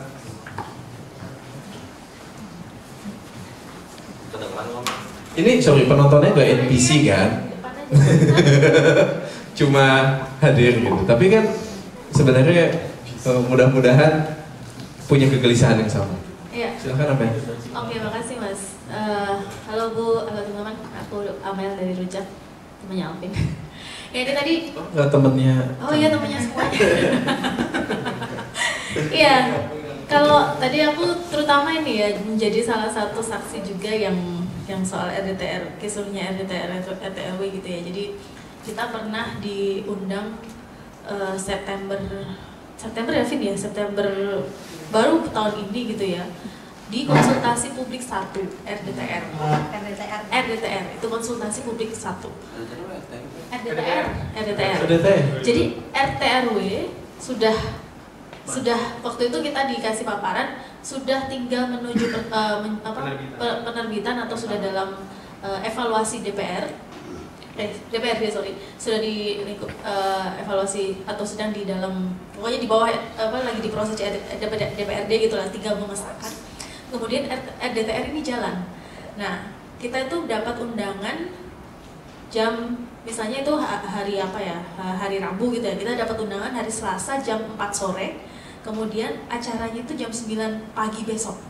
Kita baca itu di dalam undangan ada berbagai NGO gitu, teman-teman NGO, ada Walhi juga ada di situ, terus ada Kiara, ada pokoknya macam-macam, saya nggak ingat, tapi ada undangannya. Nah, ketika datang di besoknya, kami pikir juga, oh ini mungkin karena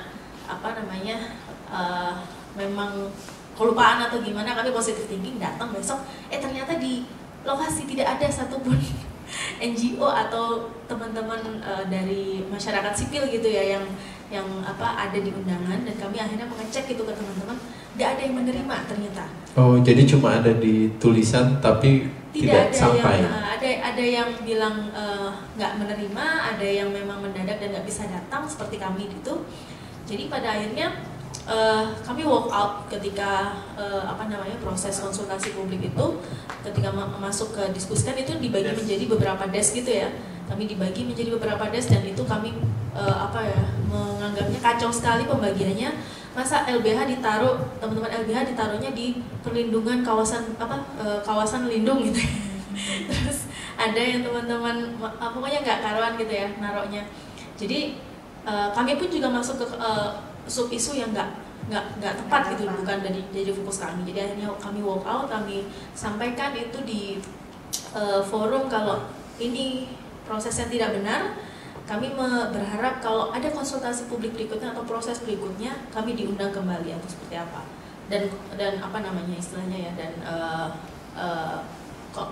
klarifikasinya seperti apa gitu dari pemerintah.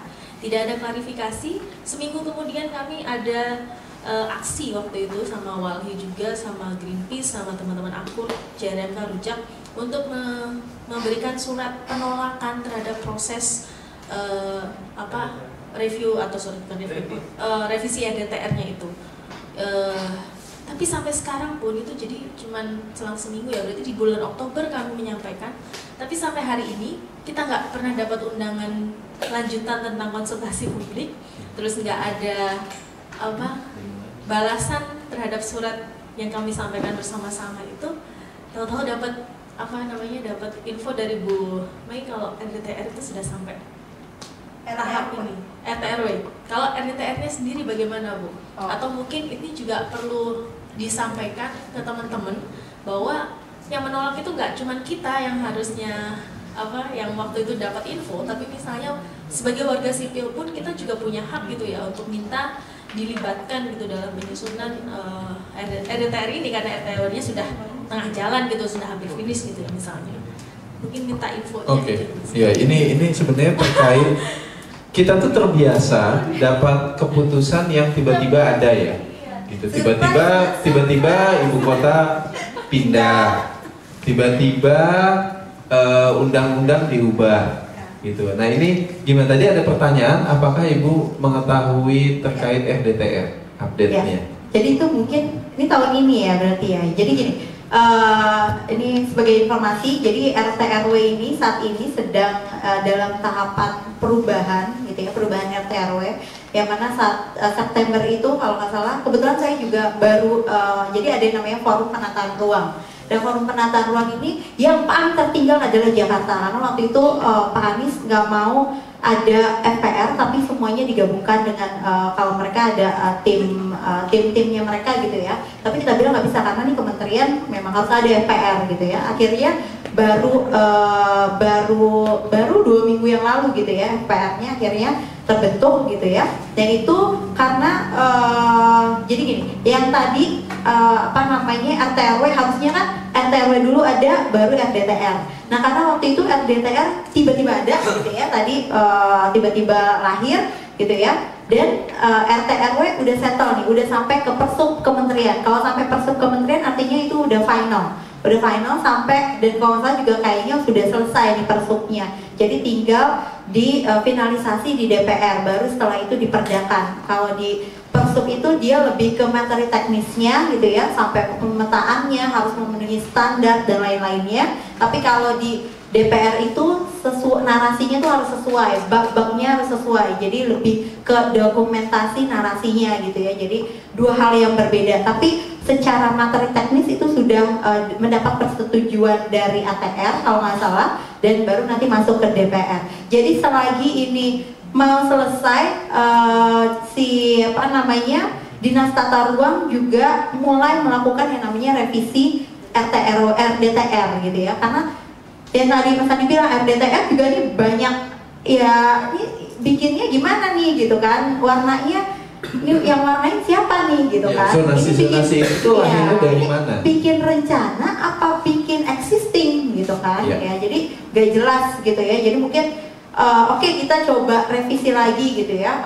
Sebenarnya revisi itu hanya bisa 2 tahun atau 3 tahun gitu ya. Tapi ada pengecualian kalau misalnya memang sudah sesuai dari ada beberapa persyaratan. Kalau misalnya memang sesuai persyaratan, dia bisa dilakukan revisi gitu. Jadi mungkin yang kemarin konsultasi publik itu juga kayaknya IAP juga sempat dapat gitu ya. Tapi kita nggak bisa datang biasa gitu ya, sehari sebelumnya atau pagi untuk siang gitu ya. Pikir kita nggak ada kerjaan kali ya Mbak.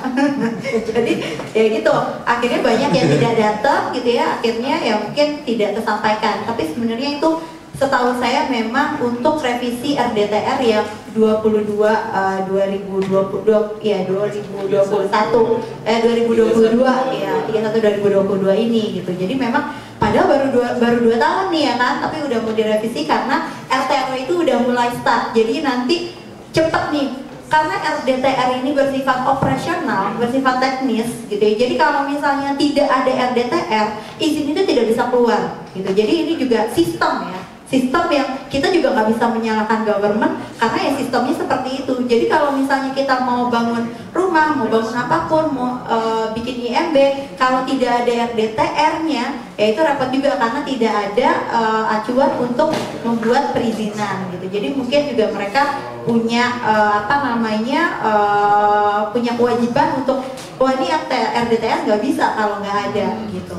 Aku jadi memahami, bisa menebak siapa yang paling frustasi dalam kondisi ini ya developer. Ya, kalau developer, karena developer ini sebuah hambatan kan terkait kecepatan. Pasti. Mereka inginnya kebebasan penuh untuk berusaha. Gitu ya, kan? Betul. Dan ini dianggap sebagai hambatan kan? Ya. Dan itu didukung sama pemerintah pusat, misalnya dengan OSS ya, dengan one single submission, ya kan? One single submission itu bisa ada kalau RDTR ada. Kalau nggak ada kan nggak bisa bikin OSS gitu. Itu yang akhirnya dikejar sama pemerintah, lo harus ada dong. Jakarta banyak banget pasti gitu ya, yang mau bikin apapun lah gitu kan. Otomatis itu juga jadi tekanan untuk pemerintah daerah gitu. Kurang lebih seperti itu. Iya. Ada pertanyaan dari teman-teman? Sebenarnya kalau belum ada, aku ada pertanyaan. Ini pertanyaan awam aja gitu. Ini sama masih tentang hal yang tiba-tiba. Kita istilah Jabodetabek udah lama ya hidup dengan istilah itu kan. Bahkan kita taunya ke KRL itu dulu kereta Jabodetabek gitu. Itu udah cukup lama. Kenapa tiba-tiba ada Cianjur dalam RUU DKJ gitu? Kenapa UU DKJ? Apakah ini terkait sumber daya ataukah terkait PSN, proyek strategis nasional yang kita belum tahu, yang memang harus mau nggak mau melibatkan Cianjur, yang warga nggak tahu gitu. Saya yakin warga Cianjur lebih kaget daripada warga Jakarta gitu, karena tiba-tiba saya jadi ibu kota gitu, jadi bagian dari kota terbesar gitu kan. Ada yang tahu nggak? Atau kita semua nggak ada yang tahu? Dan tiba-tiba menerima aja, tiba-tiba Cianjur masuk gitu. Ada yang tahu narasumber? Silakan. Emang biasanya pertanyaan awam yang paling susah. Mungkin Mas Roni tahu secara benarnya gitu ya. Soalnya aku jawabnya kira-kira nih. Gak apa-apa. Penuh dengan asumsi yang buruk gitu ya. Kira-kiranya kita itu mungkin membantu juga sih gitu, karena bahkan kita nggak tahu. Iya, sebenarnya kan gini ya, ini asumsiku ya. Jakarta itu mengintegrasikan kota baru karena memang beban yang ditanggung Jakarta itu sudah cukup berat gitu ya. kita bisa bicara soal pangan lokal gitu.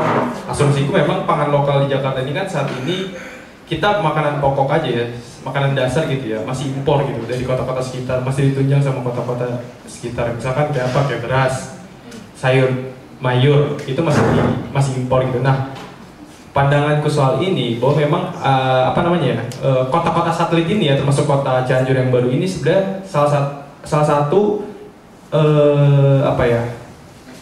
alternatif si DKI Jakarta untuk si kota-kota satelit ini nantinya menopang si DKI Jakarta gitu untuk memenuhi status sebagai kota global, kira-kira begitu. Mulai dari tadi mungkin kayak nanti di Cianjur kita bisa, karena gini, ngomongin soal RTH gitu ya, ngomongin RTH aja, Jakarta aja RTH-nya tadi kata Mas Roni itu 5% gitu ya. Itu kata DLH, Dinas Lingkungan Hidup. Kata KLHK kayak sekitar 3%. Makanya mereka main berantem tuh. Yang satu 5%, satu 3% gitu. Yang satu malah jadi lebih kecil kan. Nah, mungkin bisa gimana jelasinnya? Itu tuh kan kayak ketika kamu punya sesuatunya nggak cukup, itu malah skupnya digedein ya. Jadi kayak soalnya diubah, bukan jawabannya yang dicari. Iya, sebenarnya gini, karena memang ini berangkat dari si lingkup Jakarta, tapi memang upaya-upaya Jakarta untuk membagi bebannya itu bisa lewat si kota satelit ini, lewat Cianjur. Kita jangan ngomongin yang belum terjadi deh, kita ngomongin sampah dulu nih.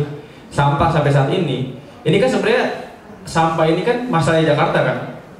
8.000 ton setiap harinya itu dikirim ke Bantar Gebang, Bekasi, sampai bau banget ya kan di sekitar. Bahkan sampai di sekitar Bantar Gebang itu dapat kompensasi 300-400 ribu gitu soal bau. Karena bau.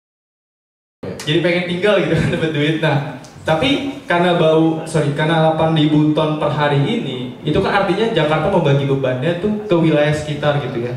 Nah, jadi bukan berarti aku berangkat tanpa dasar gitu, tapi asumsiku nanti memang ruang-ruang terbuka di Cianjur ini bisa dimanfaatkan untuk pengembangan pangan lokal, kemudian juga bisa memanfaatkan RTH pengembangan atau ekspansi ruang terbuka hijau ke sana gitu. Atau tempat pembuangan sampah. Atau ya bisa jadi, tapi memang aku ingin menambahkan sedikit gitu ya. Memang Bantar Gebang itu salah satu TPA yang menampung seluruh sampah di Jakarta, tapi ada satu lagi satu yang di Tangerang ada. Bukan, Pulau Gebang di Jakarta Timur ada kan, walaupun dia nggak menampung secara banyak. Ya. Tapi permasalahannya gini, itu nanti dimanfaatkan di Cianjur, dimanfaatkan untuk budidaya pangan lokal, kemudian untuk sampah terserah gitu ya. Tapi yang aku jadi persoalan tuh sebenarnya pemerintah harus coba menyoroti prosesnya gitu. Kayak kita ngomongin sampah deh ya. Ini maaf agak keluar topik sedikit. Di Jakarta tuh sampah dibagi gitu ya, organik, non organik. Ya kan? Kita udah buang nih, ini organik, ini non organik. Tapi dibawanya, diangkutnya itu sampai Bantar Gebang dicampur. Jadi kan apa coba maksudnya gitu ya? Kayak jelas banget gitu. Yang pada akhirnya nanti di Bantar Gebang ya dipilah lagi. Nah, maksudku proses itulah yang penting gitu. Soal memanfaatkannya itu terserah Jakarta apabila itu bersifat positif, kira-kira begitu sih. Iya, itu tadi terkait juga apakah aglomerasi ini tentang mengatasi masalah bukan dengan mengatasi masalah di tempatnya gitu, tapi justru dengan memindahkan ke tempat lain kan. Jadi areanya diperluas, RTH-nya nambah nih di atas kertas, terus jadi punya tempat pembuangan sampah, jadi tentang pengelolaan air misalnya. Tapi kita juga tahu persinggungan antara Jabodebek dengan Cianjur itu di kawasan puncak. Di situ, kayak titik nyambungnya cuma di situ doang gitu. Kenapa nggak Sukabumi gitu? Kenapa nggak wilayah lain? Ini kan salah satu hal tiba-tiba yang saya yakin ini tiba-tiba juga buat rakyat Cianjur gitu. Tiba-tiba kok masuk gitu. Ada perkiraan rencana tersembunyi? Walhi sempat mengendus ini kan? Ya, jadi memang gini ya. Bahkan itu juga kita dari awal tuh ketika memang ada pembahasan juri itu, ini urgensinya apa ya gitu. Bahkan di naskah akademik aja juga memang kalau dicek tuh nggak ada alasan kenapa juri itu dimasukkan gitu ya. Tetapi secara suuzonnya adalah agar kawasan ruang terbuka hijau lebih luas aja mungkin gitu. Terus kemudian juga pangan atau lain sebagainya, di sana masih banyak lahan-lahan yang kosong ya gitu. Itu juga bisa menjadi potensial kan karena dekat gitu. yang alasan-alasan itu aja sih yang bisa dipahami gitu. Tetapi lebih melihat secara sejarah gitu ya, memang Cianjur ini sendiri sempat juga menjadi satu proses industrialisasi juga sebetulnya Mas. Itu memang juga jadi bagian Jakarta gitu. Ini menurut naskah akademik yang alasan dia gitu ya. Kalau misalkan dibaca gitu. Padahal Kerawang juga sama sih. Kenapa Kerawang nggak masuk kan gitu?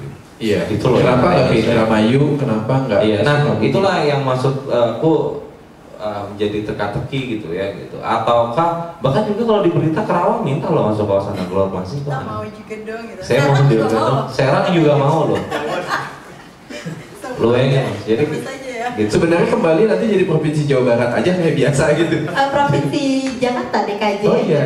Tapi wilayahnya se-Jawa Barat. Gitu. Pulau Jawa ya. Nah ini sebenarnya Sepulau Jawa. Nah tapi pertanyaannya juga terkait aglomerasi. Kenapa ketika aglomerasi muncul yang ada itu yang ada tuh UU DKJ?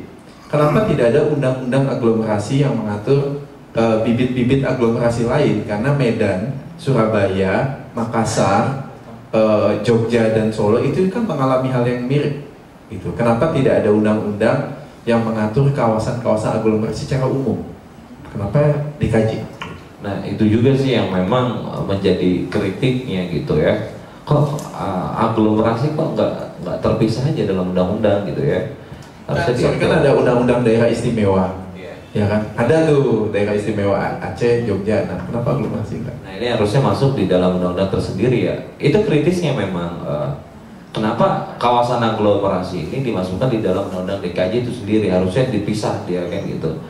Saya juga sempat ya diskusi sama Dr. Suparjo gitu ya, UI. Gimana bang, kok nggak jadi undang-undang? Cuma dia bilang, ya itulah kebodohannya negara kita, dia bilang gitu. Itu yang pertama. Oke bang, siap. Tapi serius dia langsung gitu ngomong, itulah kebodohannya. Karena melihat nggak terstruktur gitu. Kemudian yang paling mendasar lagi dia bilang seperti ini. Kawasan aglomerasi itu penting, Ron. Tetapi yang sangat harus digarisbawahi adalah bagaimana konsolidasi tanahnya ini. Gitu. Reforma agraria ini terjadi atau enggak? Gitu. Hak untuk dasarnya rakyat itu terpenuhi atau enggak? Kita pun juga seperti itu, gitu ya. Ya memang wilayah aglomerasi itu penting, gitu ya, kayak misalnya transportasi dan sebagainya. Nah, tetapi kan kenapa kita harus uzon? Karena memang wataknya negara kita ini loh yang nggak betul. Itu yang jadi masalah sebetulnya. Akarnya itu di situ. Gitu kita loh. punya histori dikerjain. Sebenarnya. Iya gitu. Itu yang menjadi akar permasalahan yang sangat besar gitu. Sebetulnya penting gitu kan. Artinya di kota-kota satelit terhubung, ya kan? Itu penting. Cuma jangan meninggalkan ya kepentingan rakyat yang lain gitu. Ya misalkan ya pengusaha bilang gue juga rakyat, padahal enggak gitu. Gitu. Tapi ya itu artinya dalam kondisi ini adalah termnya adalah ini kebiasaan yang sering buruk dilakukan negara sebetulnya. Tanggung jawabnya negara ini bagaimana? Gitu dengan super blok yang sangat besar. Udah nggak usah jauh-jauh kalau mau ngomongin Jabodetabek, gimana sih nanti Jabodetabek? Oh itu lihat aja di pengembang, udah. Ya itu arahnya di sana gitu, pasti pengembang itu. Bahkan RDTR rencana detail tata ruang ada di pengembang itu, gitu. Saya meyakini itu kok gitu. Kalau misalkan kita lihat di Jakarta sendiri aja tuh, sempat teman-teman ahli itu melitik bahkan lebih banyak tanah itu dikuasai oleh pengembang, gitu. Lu bayangkan bang, saya yang anak Jakarta Betawi udah nggak punya tanah saya bang, bapak saya punya. Kalau sekarang saya nggak bisa punya, karena apa? Harganya udah mahal tanah gitu. Karena udah dikuasai oleh perusahaan-perusahaan, ya itu gitu. Nah itu yang menjadi concernnya gitu ya. Nah kemudian adanya kawasan aglomerasi dengan itu ya berarti kemungkinan ketimpangan itu akan terjadi. Jadi imitasi keburukan Jakarta ingin ditularkan di kota-kota lain. Nah harusnya kota-kota lain ini menolak gitu. Kalau menurutku sih seperti itu. Oke, ini pertanyaan terakhir dan habis ini kita selesai karena udah jam 9 lewat. Ada rencana gugatan nggak sih? Kan Wali ini biasanya paling semangat. Ya, kalau gugatan terkait isu ini gitu. Ya, dari sejak awal kita ngajak ke teman-teman rujak, makanya ada gabungan koalisi komite perkotaan, keadilan perkotaan itu ya. Komite keadilan perkotaan kita bentuk itu, ada susunan rapat juga udah mulai ada ya. Tapi ya itu ini penting, makanya dialog diskusi seperti ini kita juga kan butuh pendalaman lainnya dari kawan-kawan, dari teman-teman gitu. Tapi mau nggak mau emang ini harus dijiar. Tapi ya itu artinya ini nggak bisa buru-buru juga mas. Tapi untuk niatan itu ada jelas, berujak ikutan juga kok gitu aku. Oke, ya jadi itu kayaknya bisa menutup ya terkait pesan terakhir.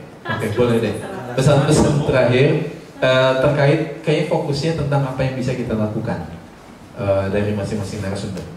Silakan. Dari Mas Andi dulu deh. Paling dekat. Kita tuh bisa apa, Mas Andi? Aku kayaknya tadi yang soal menjahit itu mas udah disampaikan kayaknya tadi. Aku kasih kayak dulu aja. Oke, dari Mas Andi sudah merasa menyampaikan. Iya. Silakan. Dari Mbak Mary. Apa ya? Kalau dari saya sendiri ya, karena akademisi ya kita lebih banyak kayak ke riset gitu ya. Kita juga selalu memberikan perspektif atau insight dari kita sebagai akademisi gitu ya. Bagaimana seharusnya kota ini berjalan gitu ya. Jangan sampai tadi tumpang tindih, jangan sampai nanti aglomerasi itu cuma jadi mutualisme gitu ya. Tapi ya mutualismenya tidak antara ya masing-masing aja gitu kan, yang ya gue juga mau dong tadi dapat kayak Jakarta gitu ya, punya duit gitu ya, atau apa namanya oknum-oknum ya, bisa dibilang oknum-oknum yang memang membaca bahwa Jakarta ini banyak potensi, tapi termasuk oknum pemerintah pusat gitu ya, saya langsung aja sebut yang wah ini kok kita nggak pernah dapat apa-apa nih gitu ya. Jangan sampai kalau nanti kita udah keluar kita nggak dapat apa-apa lagi gitu. Itu masih banyak ketakutan pemerintah pusat ketika mereka meninggalkan Jakarta gitu. Jadi ya dari kalau dari saya sendiri tadi ya, kita tetap riset, kita memberikan masukan dari riset-riset kita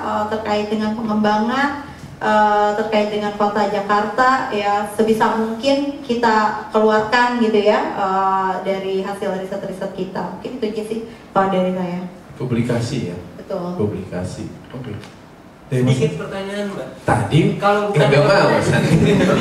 Silakan. Kalau bukan kota global berarti narasi tandingannya apa mbak? Karena ngomong Jakarta gitu kan. Kota lokal aja. Kota lokal aja.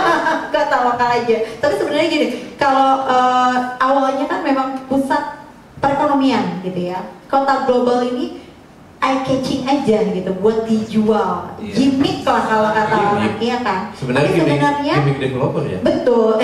Iya emang betul.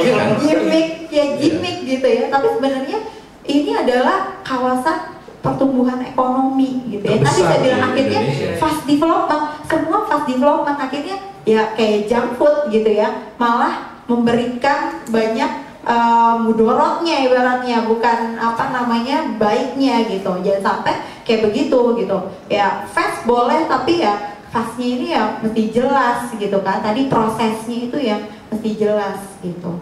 Oke, ini catatan sebenarnya kalau melihat kota-kota lain di dunia ya, agak aneh kalau Jakarta mencari-cari karakter kota global sebagai tambahan dari namanya dia gitu. Kayak saya nggak pernah dengar tuh orang New York, we are New York global city, enggak, New York aja. Saya Tokyo aja, Itu enggak global city enggak. Bukan kata kita kan. Jadi ada kayak yang bilang kota global. Iya, jadi gitu. global city itu bukan diucapkan oleh si kotanya sendiri. Betul. Gitu, Itu harusnya. sebenarnya adalah penilaian orang bahwa kota tersebut adalah ya kota global. Dan nggak gitu. perlu masuk undang-undang juga. Dan gak usah pakai undang. Iya. Jadi nggak usah membajak sistem demokratis yang harusnya berjalan dengan lebih baik. Gitu. Alvin? Ya terima kasih. Oh enggak. Kemarin di sini aku lihatnya banyak teman-teman yang masih muda gitu, Gen Z gitu ya.